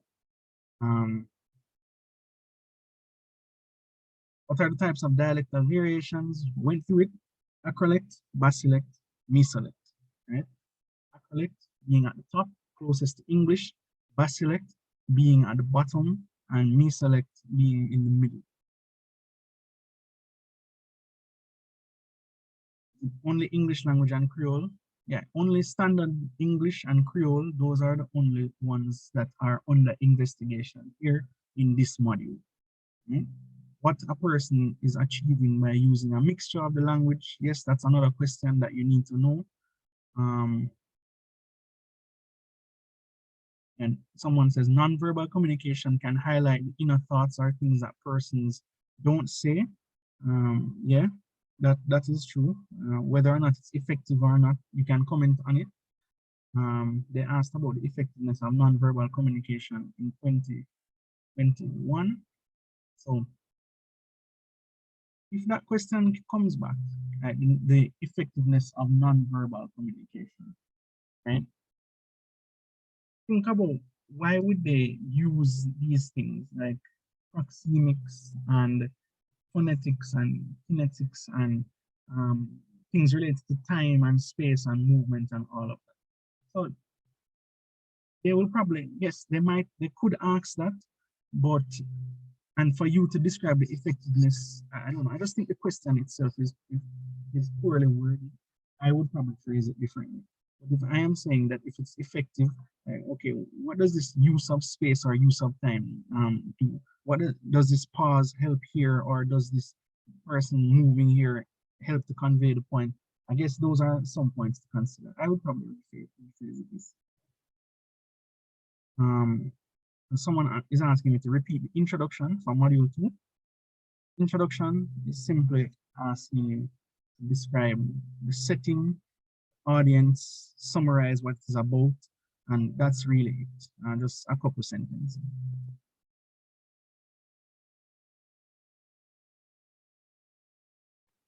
So someone is asking about things like pathos. So yeah, I know you have things like pathos, logos, ethos, things that relate to the emotion, things that relate to logic and things like that. All of those do come in this module, yes.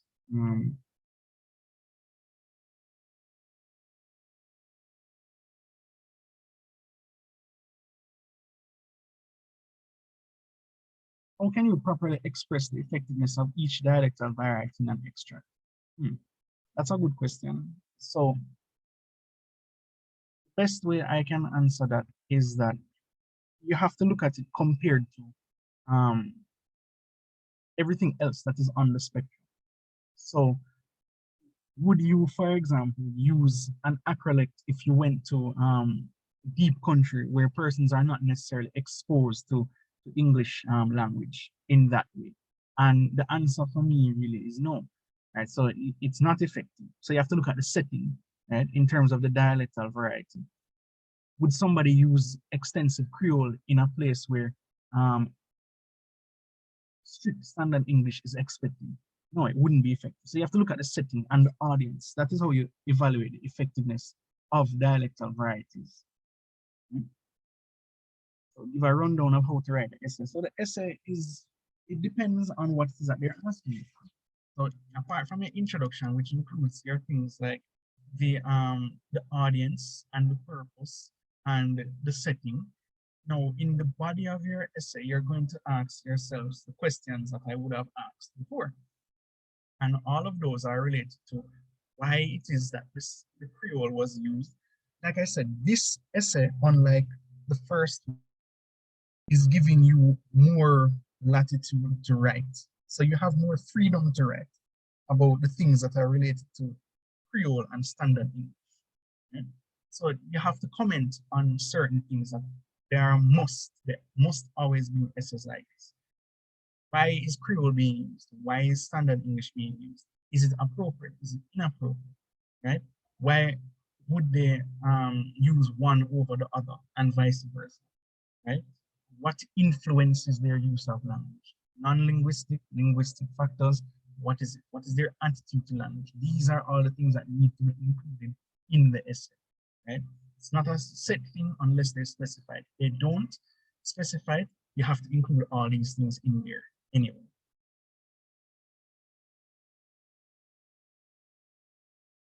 We're on the continuum is Rasta English, somebody is asking. So I would say that that is somewhat misselect. It's not so close to the base and it's really not at the top of standard. There is a dialect, the Creole continuum and dialectal variations, standard English and so on. Yeah, they all merge into each other. Like I said, Creole going that merges into standard English and vice versa, the opposite there. Language varieties and language variations, same, yes.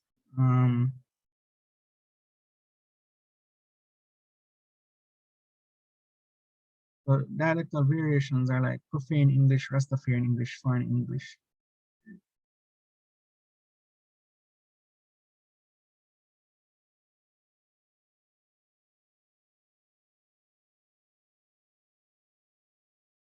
So how do I explain that now? So English, even though there are types of English like profane and Rastafarian, don't completely, wed yourselves to the idea that those are the only types. It's a spectrum, it's a continuum. So even those things like Rastafarian English, profane English, foreign English, and so on, they all fall on the same kind of spectrum. So because this is really, like I said, you have latitude to write, an examiner would not give you wrong if you wrote it on the exam. And that's probably the trouble of even teaching a subject like English and communication studies, because they're all related to each other in some way. Things like profane English, Rastafarian English, foreign English, they all fall on a spectrum, on a continuum in the same way. Okay? So someone asked, to explain the difficulties non-West Indians would face in understanding Creole English, would you speak about features of Creole? Yes, you would. That is something that you have to speak about. A question that often used to come is this person, what would this person be effectively speaking in a different setting, or how would a non-West Indian or an American or an English person treat it, right? Someone asked again, what are linguistic and non-linguistic factors? Linguistic related to language, non-linguistic is related to like society, culture, history, and so on. Just the module 3 question.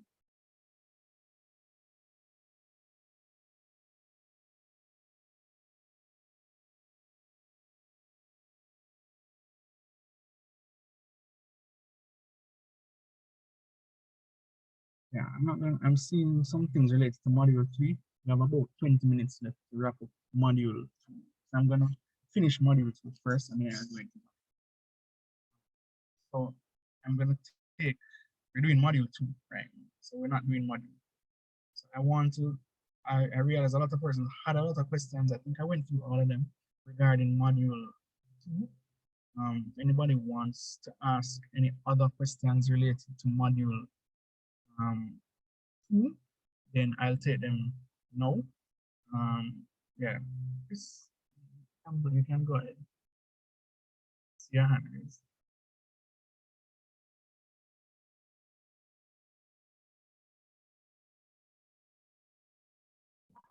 And go ahead. Good afternoon, sir. Are you hearing me, sir? Sounds a bit muffled. A bit slow.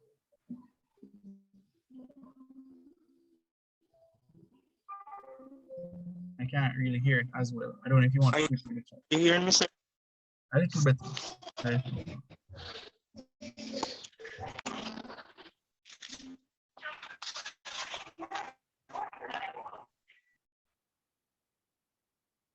Yes, You sir. can Are go you ahead. able to hear me now, sir? Yeah, I can hear you. You Good can go ahead. afternoon.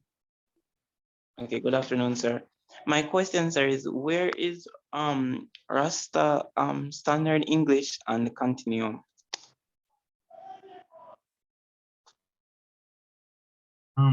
So we're speaking about the continuum related to dialects. I would say that Rasta English falls somewhere. So you put that closer to me, so that as opposed to things like even profane English are somewhere between middle and the base, and things like foreign English are probably closer to the top. So because they're closer to true standard English. Right? Someone is asking, tell us the steps to writing an essay and explain the order.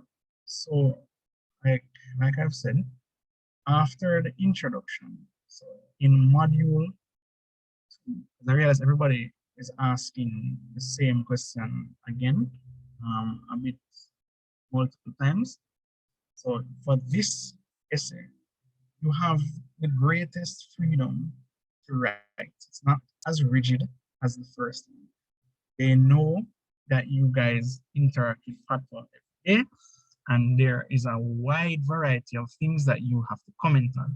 So there's no specific order unless they specify that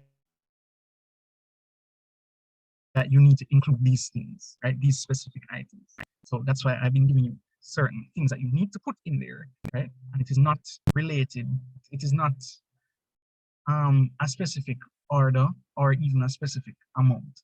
You just write to get the marks that you need to get. So like this is where 25 marks. Let's talk about maybe 8 to 10 things, and among them, these are the things that you need to speak about, right? Out of a list of like 20 odd. So why is it that the person is using standard Creole? Why is it that they're using English? Well, those are two things already, right? What are the linguistic factors? What are the non-linguistic factors? What is the attitude to the Creole? What is the attitude to standard English? See, that's 6 things already, right? Who are the speakers? What is the audience, right? What things influence the choice of language, history, culture, politics, whatever it is, right? What are some of the linguistic factors that you need to understand in terms of their choice of language? Why is it that they choose mainly Creole? Why is it that they choose mainly standard English? What settings are each of them appropriate and inappropriate? And that those are 10 points already. If you speak about each of those, right, you will get the marks that you're supposed to get. And there are a whole heap of other things that you can talk about. Right? It's unlimited. It's just related to the language that you're using and the why is it that the language is being used. Right? You have a lot of freedom to have these points. Right? So there are other things. So like just a very small example. So like a person's choice of Creole in their literary piece is influenced by many factors. So like Creole is your native language, or the thing is best understood or delivered in Creole, or it's emotional, or the author knows another language but uses Creole to show they're proud of their heritage, or by using Creole, they're making a very strong case in it being used as a language in support of Creole over other languages. Right? All of those things are can be reasons why a person is using Creole. Right? What are reasons for code switching? Right? There are many factors. So like Are you trying to, so is it that Creole is a first language and it's not uncommon for persons experiencing some kind of emotional upheaval to revert to their mother language, right? So, you know, you bawl and you cry and you feel something emotional, you wouldn't necessarily say it in standard English. Or like when persons are bilingual and they speak two languages, they revert to their first language. Or sometimes Creole is more appropriate and it's better to convey certain emotions, as I was saying earlier. Right? So when a character or a poet uses Creole or standard English, what do they hope to achieve? Do they want to reach a specific audience, or do they want to be accepted as a citizen of the country, or do they want to show that the language is a language, as in the case of Creole? So like they give it legitimacy, that we're using Creole because it's legitimate and because it is, we want to show people that this language is acceptable for use in everyday life, even in formal settings, right? So the context is appropriate, the audience understands Creole, Creole is appropriate for the theme or topic, whatever the case is. This one requires you to think a little more deeply. It's not something you can swat. None of these reasons are reasons that you can swat it on a piece of paper. You just have to read the actual piece and derive from it the context. Once you understand the context in which this piece is written, and like I said, with the first one, you have at the bottom right-hand corner, you have the source and the author, as well as the date of publication, which might help you to evaluate the context a little bit. Like, where is it written? To whom is this thing being addressed? Okay? Choice of one's language, they're influenced by so many factors, such as the target audience's ability to understand Creole or standard. I am going to speak to an audience. If they are understanding mostly Creole instead of English, then I would not speak to them in English. Or the writer is familiar with the target audience. So like, if I'm speaking to my friends and I know all of you, I'm going to speak to you in Creole as opposed to mostly standard English. Or like the context, is it conversationally appropriate? The language is appropriate for the context being shared, right? So like, would we use Creole for serious matters or would we use standard English? Or would we use Creole for storytelling and entertaining, right? Or would we use standard English for official business or academic writing? All of these things are things for you to consider when you're writing the essay. So I don't want anybody to really overthink it.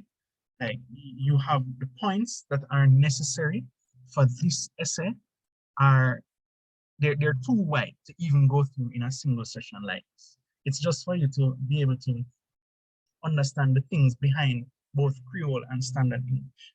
So other things that you might be asked to discuss, like the implications for the acceptability of Creole arising from the use of this language. So like, is Creole, what is our attitude to it? Do we accept it or do we not accept it, right?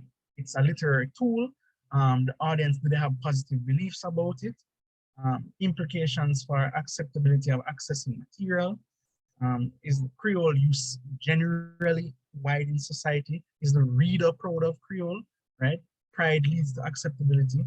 Like, does the usage, think about like even Louise Bennett, when Louise Bennett started to speak Patois, you know, Jamaica was still a colony and we only knew mostly standard English, but she wanted us to embrace Patois and have pride in our language, right?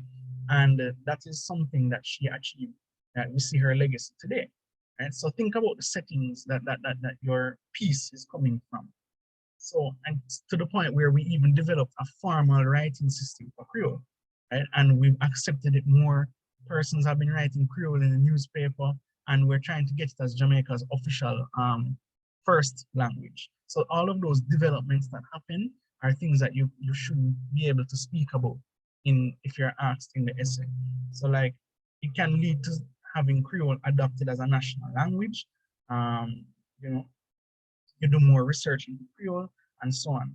So like, what influences a person's attitude to English or to Creole?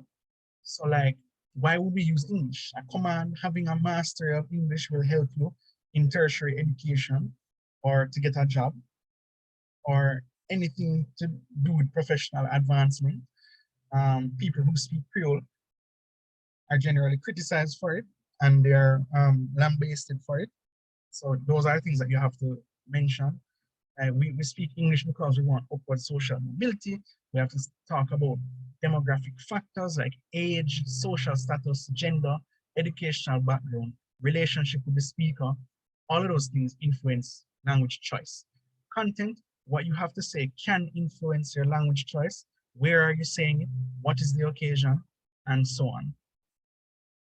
What is the relationship between the register and the context? And what other factors influence registers? Registers are created by your language choice, the content and the context. Creole is usually casual or informal, and standard English is usually formal. The formal register that's created by a serious academic legal document is usually written in standard English. So you wouldn't read a contract, for example, in patois, but you would speak patois with friends and family and loved ones and everybody, right? So other questions you have to ask yourselves, like what factors might lead to a speaker using a mixture of both languages? We went through that in terms of our attitude to code switching. So code switching, why would a speaker code switch? You know, do you want to persuade them? Do you feel that they are at home, basically using Creole, right? Reasons vary from individual to individual. So why would a speaker in a foreign land mix their languages? We went through an example of that already for Jamaicans like living abroad, and how comfortable are they? These are the things, like I said, the list is practically exhaustive. Like there's no limit to what you can discuss about these things. Okay? And non-linguistic and linguistic factors, somebody's asking in the chat. Linguistic relates to language. So they're going to ask you what influences the person's choice of Creole or standard English.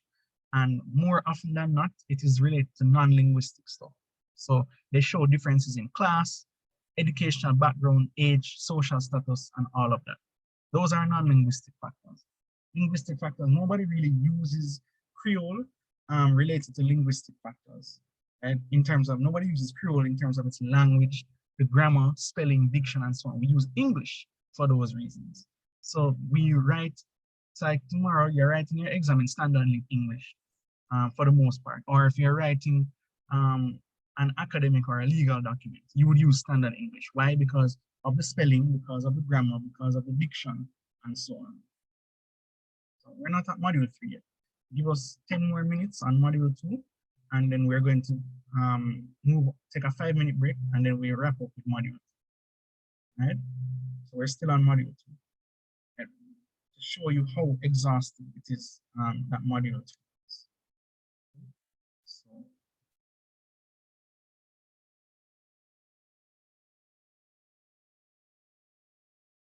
okay, so somebody asked a question regarding idiolect. Yeah, idiolect is something that you can refer to. I mean, it's particular to a specific person, and it's the same reasons why somebody would have an idiolect as opposed to speaking in standard English or whatever the case might be. What are the things that influence their personal individual choice of language?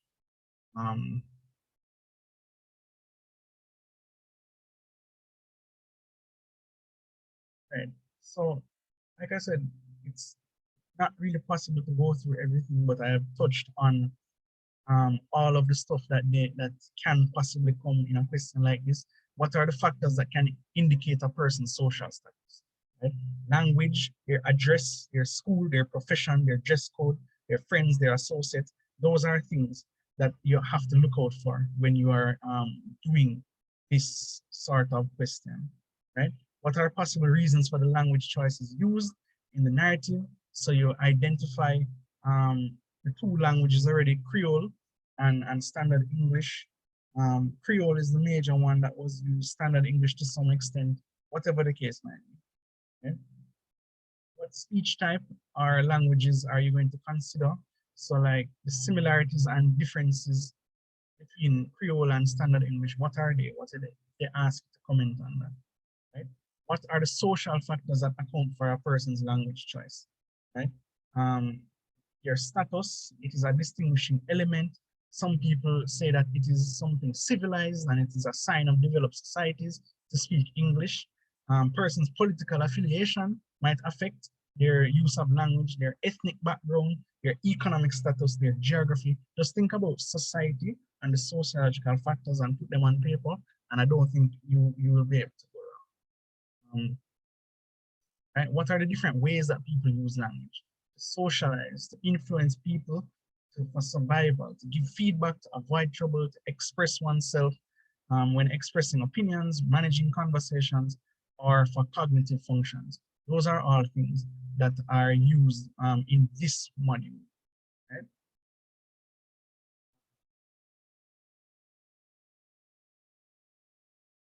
Yeah. What? Okay. Yeah. All of those. I think we have gone. There's nothing else. There's nothing else for that module. But there are some things that you should not do, right, in terms of this module. So you don't need to have a whole literary analysis where you need to identify literary devices and stuff like the first one. You don't really have to do that in this. So you don't need to do a whole language analysis, like where you focus on features of communicative behaviors and all of that. Because for the most part, I think you would cover it in your internal assessment already. So you don't need to do that. You don't need to identify, unless you're specifically asked, you don't need to really identify the language choices that are made, right? And you don't need to regurgitate any of the notes without really applying the information, okay?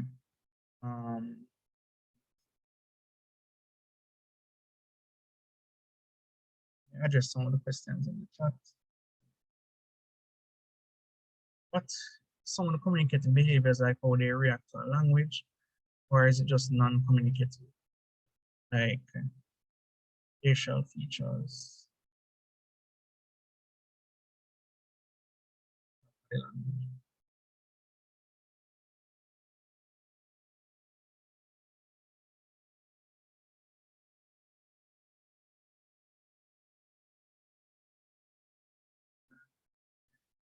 So we can choose English because it has a standard way set or way to express information.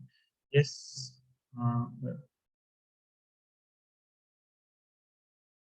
A direct question. Okay. Module 3. No, we're not talking about module 3.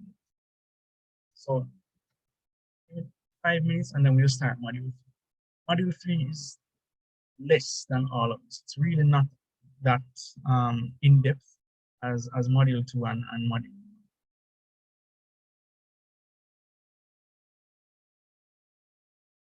So I think we're really officially finished with module 2. I explained the thing about the video already.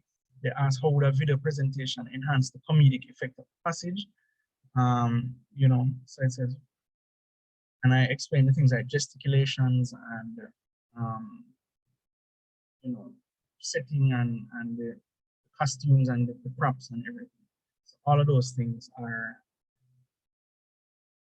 and they're going to ask it in different ways. So they ask like, how would a televised presentation help? How would a play help?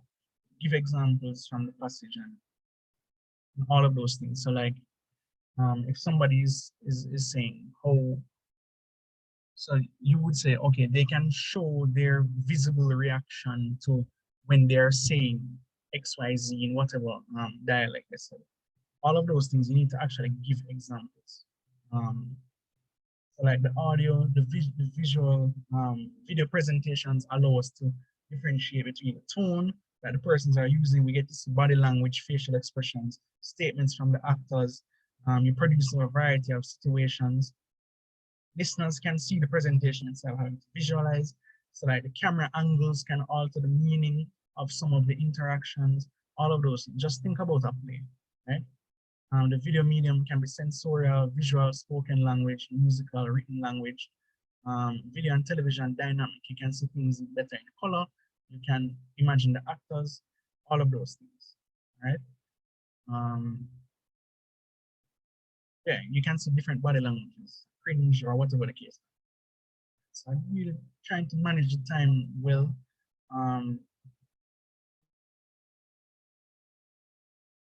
We have about 2 quarters of an hour left. We can do module 3 after that. We're done with module 2, unless anybody has any more questions. Chat, and then we take a 5, and then we can move on to module. Anybody has any questions, they just raise their hand, and they can just ask via audio.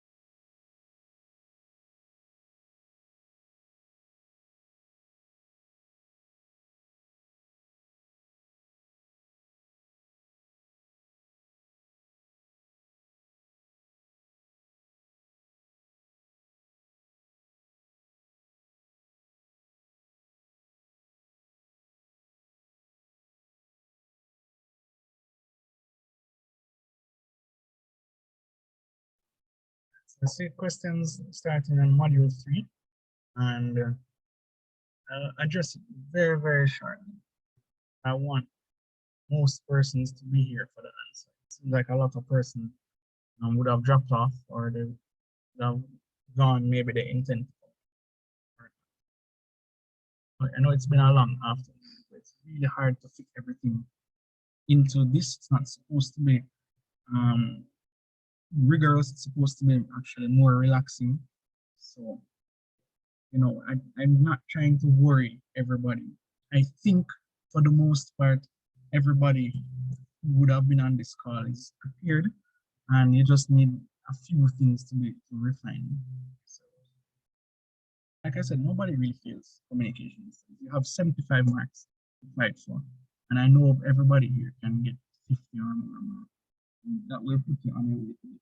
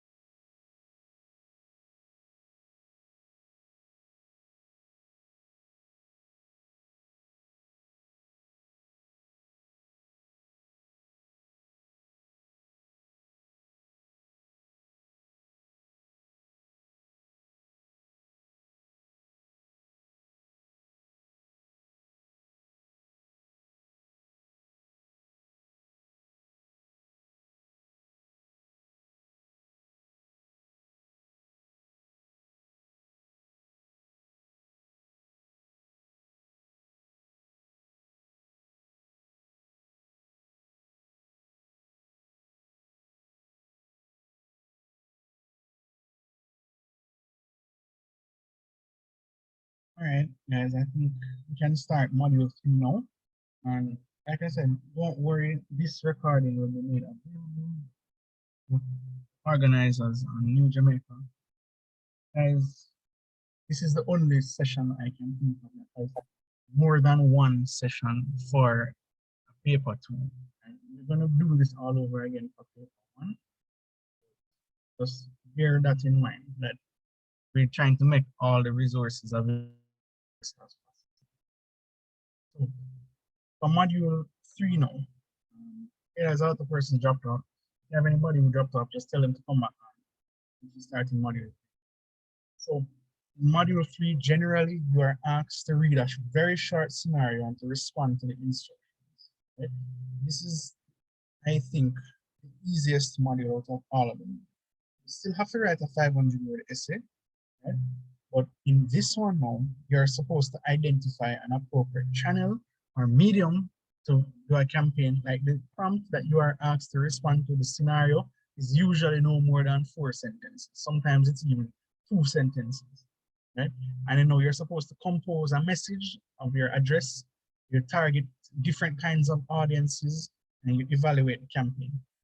Somebody says 300 words. Yeah, whatever the word limit is, 300 words, that's fine. In fact, 500 seems a bit, you know, dated. They ask you to say no more than 300 words, and you give them 300 words. Don't go over it. And whatever the limit is, don't go over it. So, in a module 3 essay, you're supposed to include what you have learned from both module 1 and module 2, right?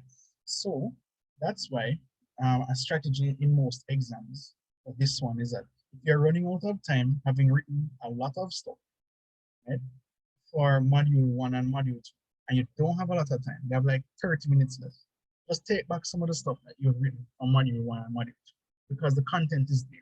It's really asking you about like the process of communication, all the language stuff that you have learned, and so on. So that is, bear that in mind. Just put down the points on the paper if you're running out of time. We have to be practical now. But if you find yourself in this situation, I want most of you to be able to know what it is that you're supposed to.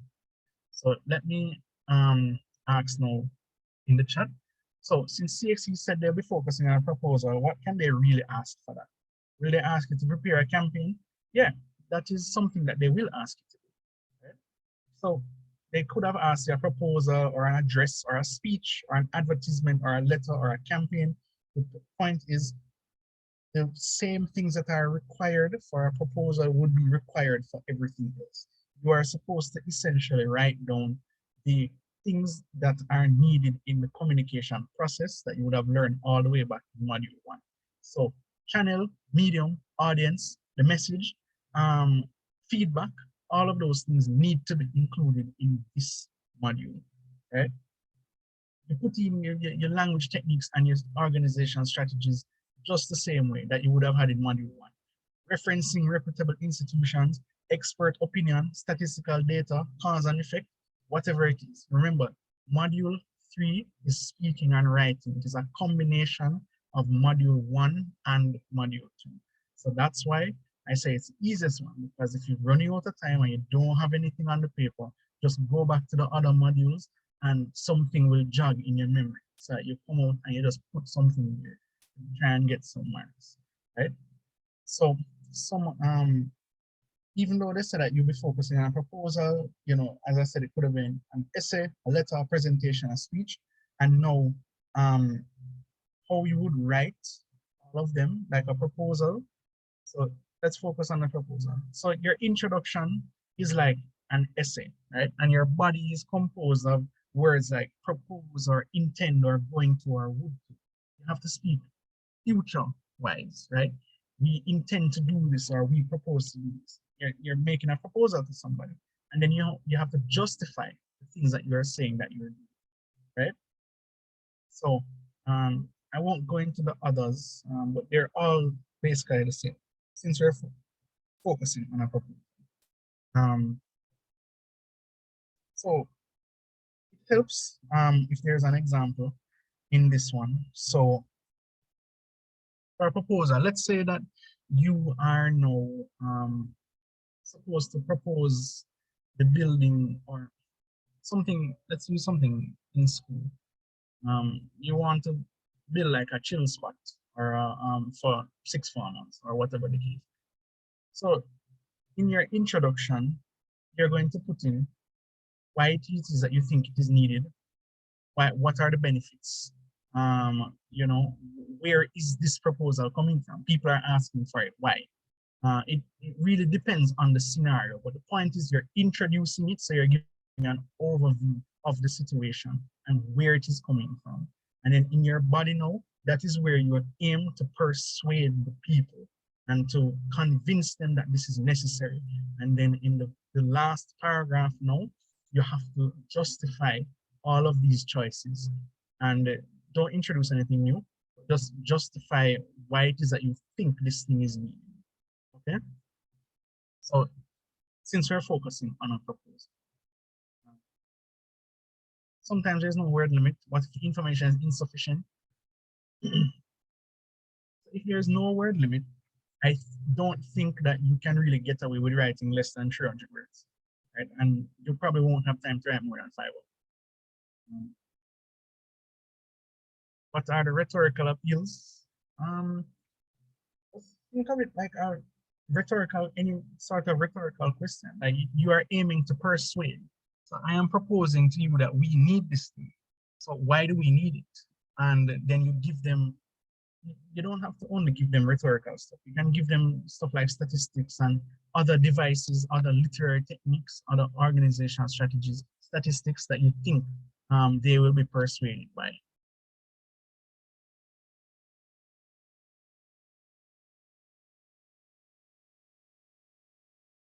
Right. So somebody refers to logos, pathos, ethos. Yeah, so let's go through that just very briefly. Logos appeals logically with reasons. Pathos appeals to the emotions. Ethos appeals to your sense of credibility. Right? So ethics, let's think about ethics, ethos, pathos relates to emotions, logos relates to logic. All of those things, you just need to know them in the back of your hand. They won't necessarily come on the paper all the time. Why the point is that for this module, you just need to be able to understand what the communication process is, right? Unlike the other 2 modules, you have where persons are asking for very specific things to look out for. In this module, you have more freedom of expression than you had even in the last one, right? Because no examiner expects to see 2 of the same kinds of proposals, no. And they don't expect you to use the same devices to persuade, and they don't expect you to use the same reasons to justify your proposal. It's literally your thing that you're creating out of scratch, right? So even on this one, when we have a mark scheme, we don't really, the answers are exhaustive for this sort of question, right? So you think about the things that you put in a proposal, right? The language that you're going to use, who is the audience, what is the register, the strategies that you have to reach, all of those things you would put in your introduction from the very beginning, right? The media that you want to use, what are the channels, what are the ads and the banners, print media, email, radio, television, social media, you know, all of these. So like, these are not things you have to study and look at in a paper. You can just think about things that happen every day when you're having a campaign or something, right? Because these things, they're not new. Maybe 10 years ago, you know, or 15 years ago, before social media really took off, we wouldn't write it in an answer, but now we have everything. The answers are going to change. So like the different social media apps and features come out every single day. So it makes no sense to sit and talk about all of them because we never finish. They're really exhausting. And all of them serve a different purpose. It's just for you know to say, why is it that TikTok is better than Twitter, for example, or it's better than Instagram Reels or whatever it is. So those are the things that you have to discuss. Someone asks, how are we to answer a question that asks for presentation strategies? the strategies are the same things that you would use for your language techniques and your organizational strategies from module 1. So you have things like imagery, for example, or examples, statistics, things that you know will persuade people, right? And they're applicable to anything, proposal, advertisement, you know, letters, anything. Is it okay to use first person perspective when writing a proposal? There's nothing wrong with it, but I would recommend trying to be neutral, or something, but try to avoid first person as much as possible. What is the format of the introduction for module 3? Yeah, so module 3, in the introduction, you would put in the things that you hope to address in terms of the communicative process of communication. So the audience, the medium, right? The language, the register, you're making a proposal. So from the first thing to grab them, you have to put that in there. And then now you try to persuade them and justify your ideas in the next few paragraphs. So if they ask you to make a presentation for our next event, is it the same proposal they're asking for? I'm not sure to answer that question, but I would say yes. Outline. All right, so let me repeat the same outline again for the proposal. So introduction has all of those things like audience, the channels, the media, and I'm sure by now we all know the difference between a medium and a channel. So you know the channel is the actual physical thing, whereas the medium is. So it's probably better illustrated with an example. So a newspaper, right? The newspaper is the actual medium, but the channel is not, sorry, the channel is the newspaper, but the medium, it is written, text, verbal, whatever it is. That's the difference between channel and medium. So in the introduction, you propose all of those things, right? Your audience, and then now the message is what's supposed to come in the body. So like you propose to do this, you intend to, going to, you would, you write it in a future tense kind of way. And then now you have to justify all of those things that you are proposing to people as part of the proposal. So that is a very brief outline that I hope will help. So somebody says their problem is the conclusion, always having a problem with starting the conclusion. How to write the conclusion? The conclusion is really, you're just summarizing the points that you have made. So you summarize the thing that you had in the introduction and just put a very brief summary of the things that you intend to use. Conclusion is really just like 3 sentences, and that's it. So you just say, we intend to do this by X, Y, and Z, and this is our reason. That's it.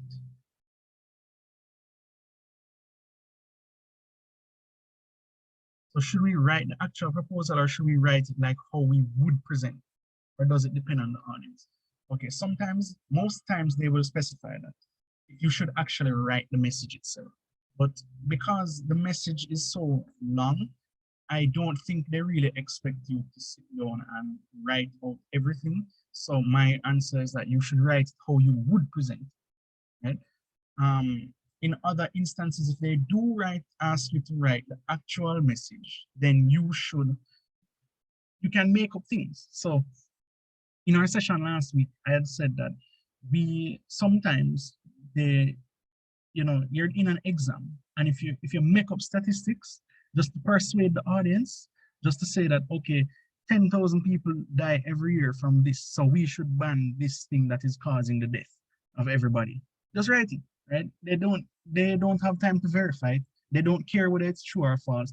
All they want to know is that you have the ability to persuade somebody, and you have justified your reason for using this as a technique. That's all. It's the module is literally speaking and writing, right? So like I said, same format and everything. Content 10 marks, organization 7, expression 8. And you're just speaking about the process of communication, right? Let me go through some more questions. So do we have to explain everything like event? For example, they ask you to plan an event. It depends on if they do ask. They will usually specify. But bear in mind your word limit. So some person said 300 words. If they don't say, try not to write more than 5. Bear in mind, you need to write enough points to get 20 marks, 25 marks, right? They ask you to compose the actual message, then you do that. They ask you to write a proposal about what you would do or how you would present it, then you do that instead. So someone asked me my opinion, which essay should you do first? You need to do, I would recommend you do module 1 first, or module 2, doesn't matter. The point is those two are much, much heavier than the last one. The last one, you can literally write pointers based on the first 2 modules and you still get all of your marks. Right? If you're running out of time, you need to put the focus where it lies. Most of the content that is necessary falls in module 1 and module 2. Someone asked me, do we write a proposal or are we writing how we present it? I answered that one already. You know, it depends on if they ask you whether if you want to write it. If you are supposed to write the actual thing, then you write the actual thing. If they say write it how you would write it, then you do that. If they don't specify, then my recommendation is that you would write how you would present. Right? So, no, because to write the actual message is going to take up more time, and that you might not have. The proposal and essay, I mean, you would write it in essay format, yes, for the proposal, write it in essay format.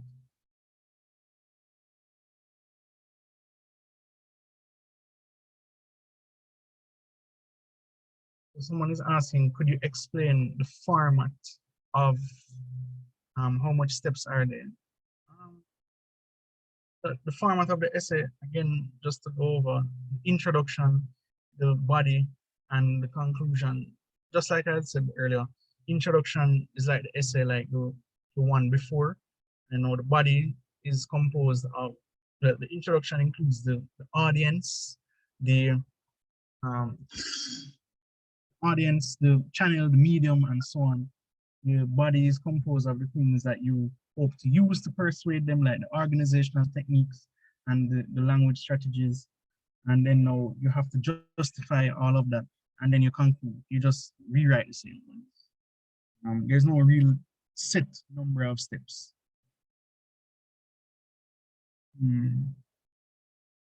How do you write how you would make your presentation? You would just say the things that you would do. Like you just write it just like that. You propose to do this, you intend to do this, you're going to do this, you would do it. You have to write it in a future tense kind of way. That is how you would write that one. So conclude by combining the first sentence of each of the 4 paragraphs and add a solution. Okay, that's a good way to conclude, I guess. Someone is asking, ethos is the one with emotion? No, ethos is appeals to credibility. Right? Pathos is emotion and logos is reasoning or logic. So someone is asking, so we should write specific statistics, emotional appeals instead of generally stating we'll be inclusive. Yes. Try to be as specific as possible, right? In terms of the things that you're using to persuade. So you're not going to say, oh, we are going to use statistics or rhetorical question or whatever. You don't need to. You try to be as specific as possible. The more specific and detailed you are, the more marks you will get. So for the proposal, should we write it in the future tense as to what will actually happen, or should we actually write the presentation? I see everybody asked that question multiple times. You should write it. If you're writing how you would do it, then you need to write it in future tense. If they ask you to actually create or compose the presentation, then you do that instead.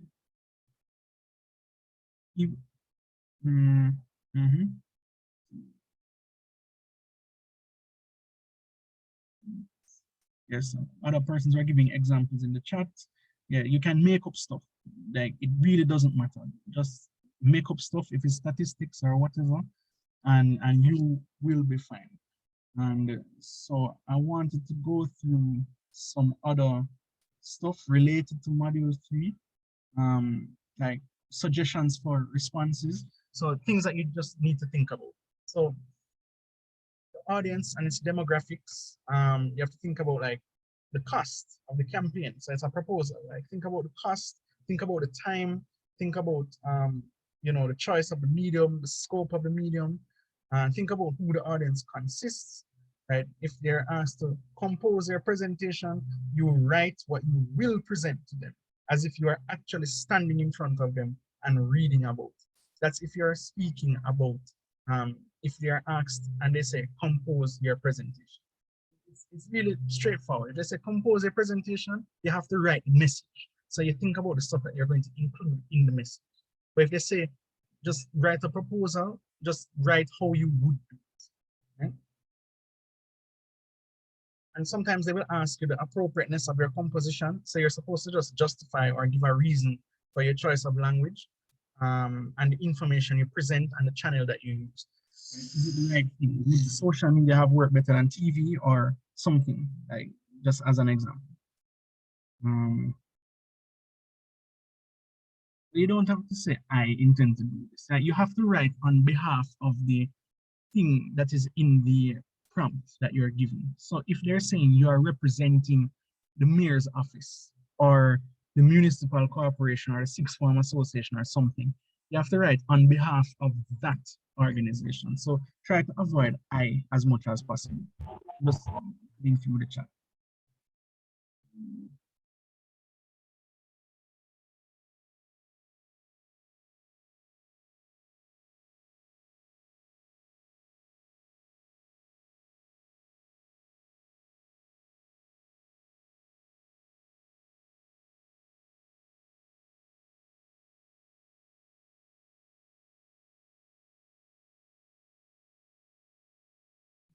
Try some technological devices, somebody is asking.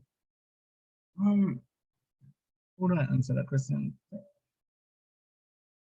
think what if they're asking, they won't really ask you what are some technological devices. Think about the channels and the medium through which we communicate. Like, what are the things that we use? Do we radio, television, whatever it is.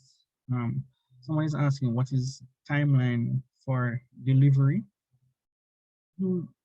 You're writing a proposal, so you have to have, it's a campaign. You would have a timeline of things, like next week you want to do something, the week after, when does the campaign conclude, what are the different steps?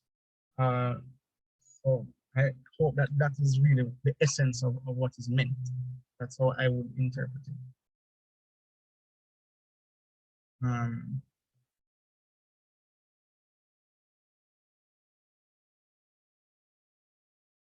Timetable of events.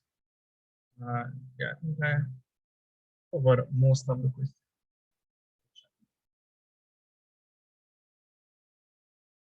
Yeah, email is a channel that you can use, I guess. Module 3, I think, is largely straightforward because the range of answers is so wide that they expect you to do anything. It's just about how do you justify it. So if I want to reach a particular audience, I know where they are, I know who is in the audience. Would I use email or would I use social? Which one is faster? Which one is better? Why is it better? I understand exam anxiety might be a thing, but I don't want you guys to overthink it. It's really much more simple than it is being made out. All right. Just think about, you're all project managers or you're all heads of marketing and communication. I know not everybody might go into that field, but if you're in that position, they're basically asking you, what would you say to these people to convince them of this campaign that you're doing? If you're a politician, what is it that you're going to say to rile up the people? All they're asking you to do is to put that in words on paper, right? Yeah, so somebody says newspapers for older audience, jingles for teenagers. All of that is included. Just think about it like a project. You're doing project management.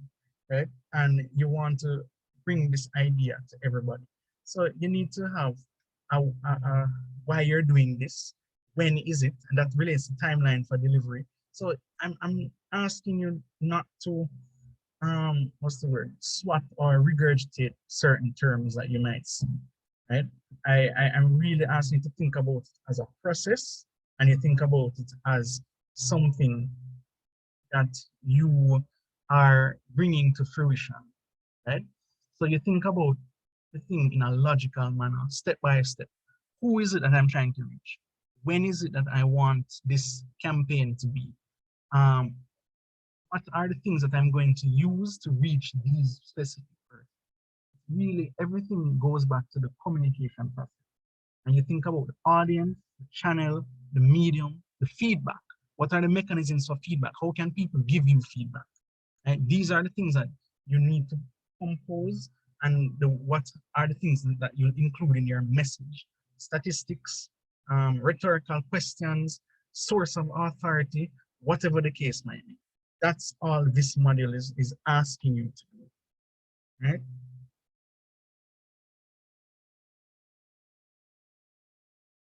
So someone is asking timeline of delivery. I see this popping up multiple times. If so, how would you include it in the prompt? Like, just it's really just asking you to say, we want this campaign, because a campaign has to have a timeline, or a proposal has to have a timeline.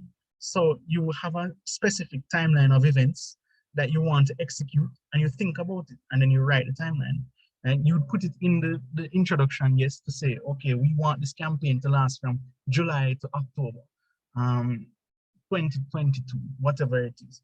And we want to target XYZ place, ABC, or wherever it is. And it's really, I don't want you to overthink it. Don't overthink it.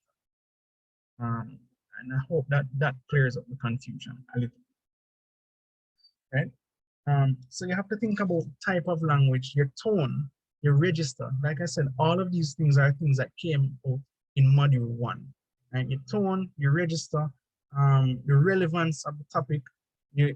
Are you going to use a lot of big words that people can't understand? What is it the kind of language, and why are you using that language? Who are you talking to? Are you using completely standard English? Are you going to mix it with patois? Are you going to use purely patois? Or are you going to target different audiences? All of those things are things that you have to think about, because the prompt can be anything, but it's usually something very, very, very simple, right? So one year they talk to about your, like the market. If you go to a market and you're talking to vendors, what kind of language would you use? These are the things, just by reading the prompt and the setting that you're in, that you'll be able to determine it.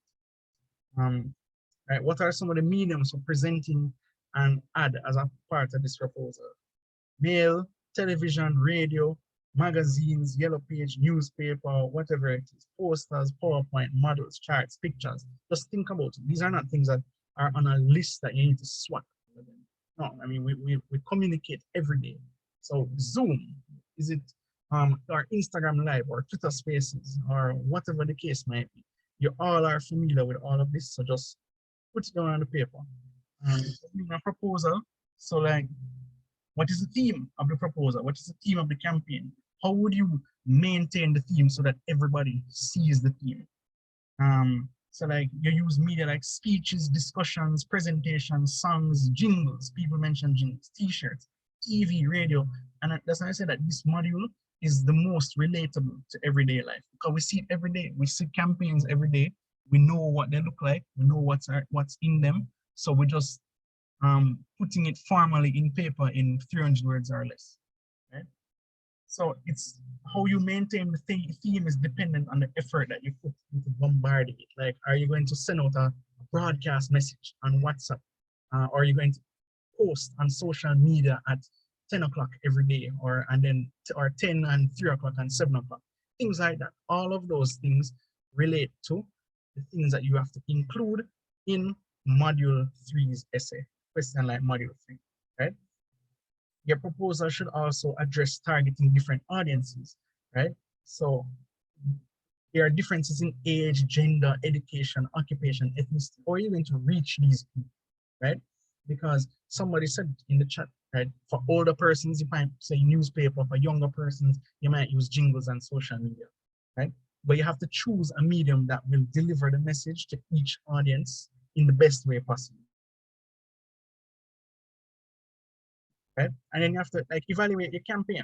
So like, what methods are you going to use to evaluate whether it was successful? Are you going to use a questionnaire, or a survey, or Survey Monkey, or Google Forms, or Google Docs, or whatever the case might be? Are you going to interview people? Are you going to have a poll on Twitter or Instagram? What is the appeals to the target group? What are you appealing mostly to? Like we discussed that logos, ethos, and pathos, the effectiveness of the strategies. But they're gonna ask you if it is effective, right? Was a jingle appropriate here? Was it appropriate here? You use personal merchandise, ads, school sponsor, mascot, all of those. Why did you use it?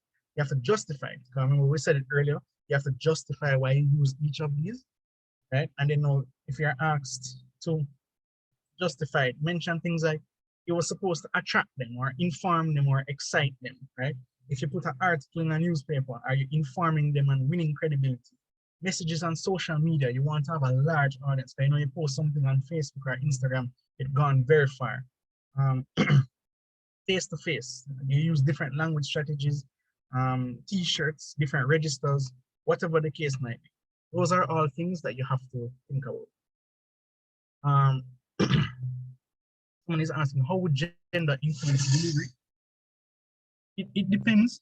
I don't think you have to really differentiate for gender. Maybe men and women sometimes might receive, it depends on the message.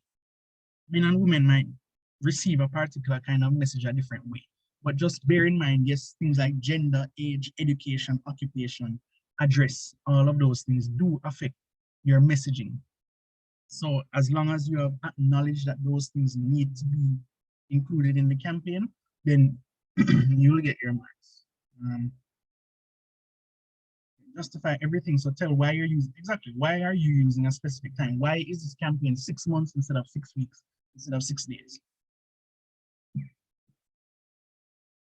All right. Someone is asking, what if the event is a one-day event? Will you space out the activities because you don't want to exhaust people? Yeah, all of those little detailed things, you include it, you say it, right? It's your campaign. There's no set answer.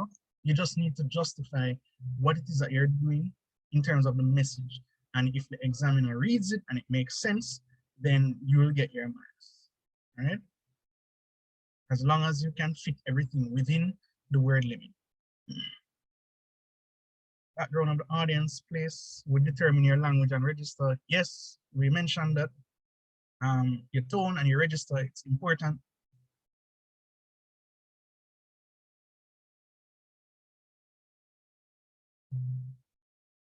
So all of that comes into play when you're doing a communication campaign. All right, could you clarify the difference between channel and medium? All right, so the medium is the actual thing that is being used, the physical thing. Whereas a channel is the type of communication that's being used. So, for example, a newspaper article, that is the medium. The channel is written communication. It's a written channel. So that's the difference between channel and medium. Somebody asked a question about jingles, catchy song to promote something so it's easy to remember. Yeah, that's a justification for why things like that you mentioned. I think I answered most of the questions or all the questions in the chat. I don't have anything else to say about module 3 unless people have questions in the last 5 minutes. In 3 hours, we've been talking a very long time. So we're basically finished, guys, unless anybody has any more questions. So Chris, I see your hand is up. You can go ahead.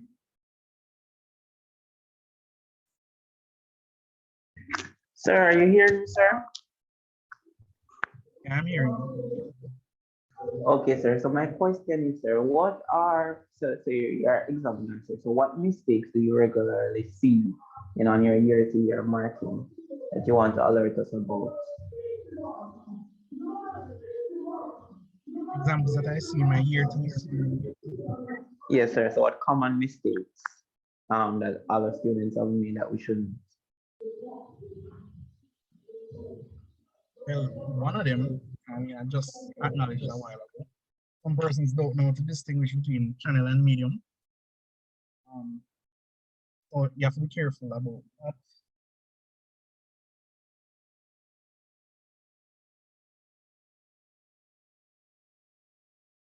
So the techniques and strategies as well. Like we discussed in module 1, you have to know what is a technique as opposed to a strategy. There are other things that people don't know how to justify their choice of medium or channel. So persons will propose that they're going to use this, but they don't know why, and or they might misidentify something. So they would say, oh, they think that social media will reach the older persons as well, which is not necessarily false. It's just there's a better channel that you can use for them. So all of those are frequent, very common mistakes. But for the most part, module 3 is like I said, it is a combination of modules 1 and 2. So since it is a combination of both of them, then you can just take some of the stuff that you would have written in the answers for the previous 2 modules, and then you just write them back. If you're running out of time, write some points or something. So yeah, that's really it from me, guys. Unless anybody has any more questions, we've been going for 3 hours. Yeah, I appreciate that. The thanks that I'm getting. It's a Sunday. I know you guys have the exam tomorrow, so this session is recorded. If you want to listen to it again, just contact New Jamaica, and for any of the past papers and stuff, just ask New Jamaica again. They have everything. Okay. So I was asking if I got a grade on it comes to this. Yeah, I did. Most persons that I know did as well.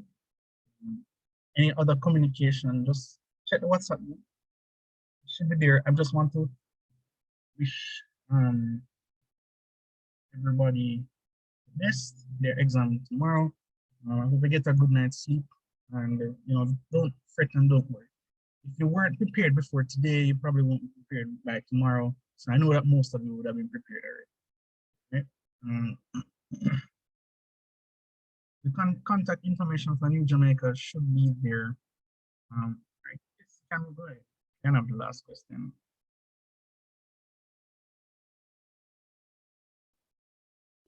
Sir, I noticed there is an Instagram page for the New Jamaica Foundation, correct? Yeah, and the So contact from that, information should be there. yes, What sir, was that? there's a link tree. Was saying from that page there is a link tree account, and I saw the YouTube channel. So I was gonna ask the question that I'm asking is if this video is gonna be on that channel as well. Yeah, the contact information should be there on the link tree. Okay, thank you, sir. Yeah, so you're free to leave the call. Now it's 5:30. We're not for 3 hours, so all the best, and take care and stay safe.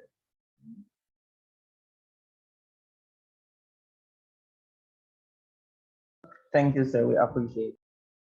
Thank you very much. All right, take care, everybody.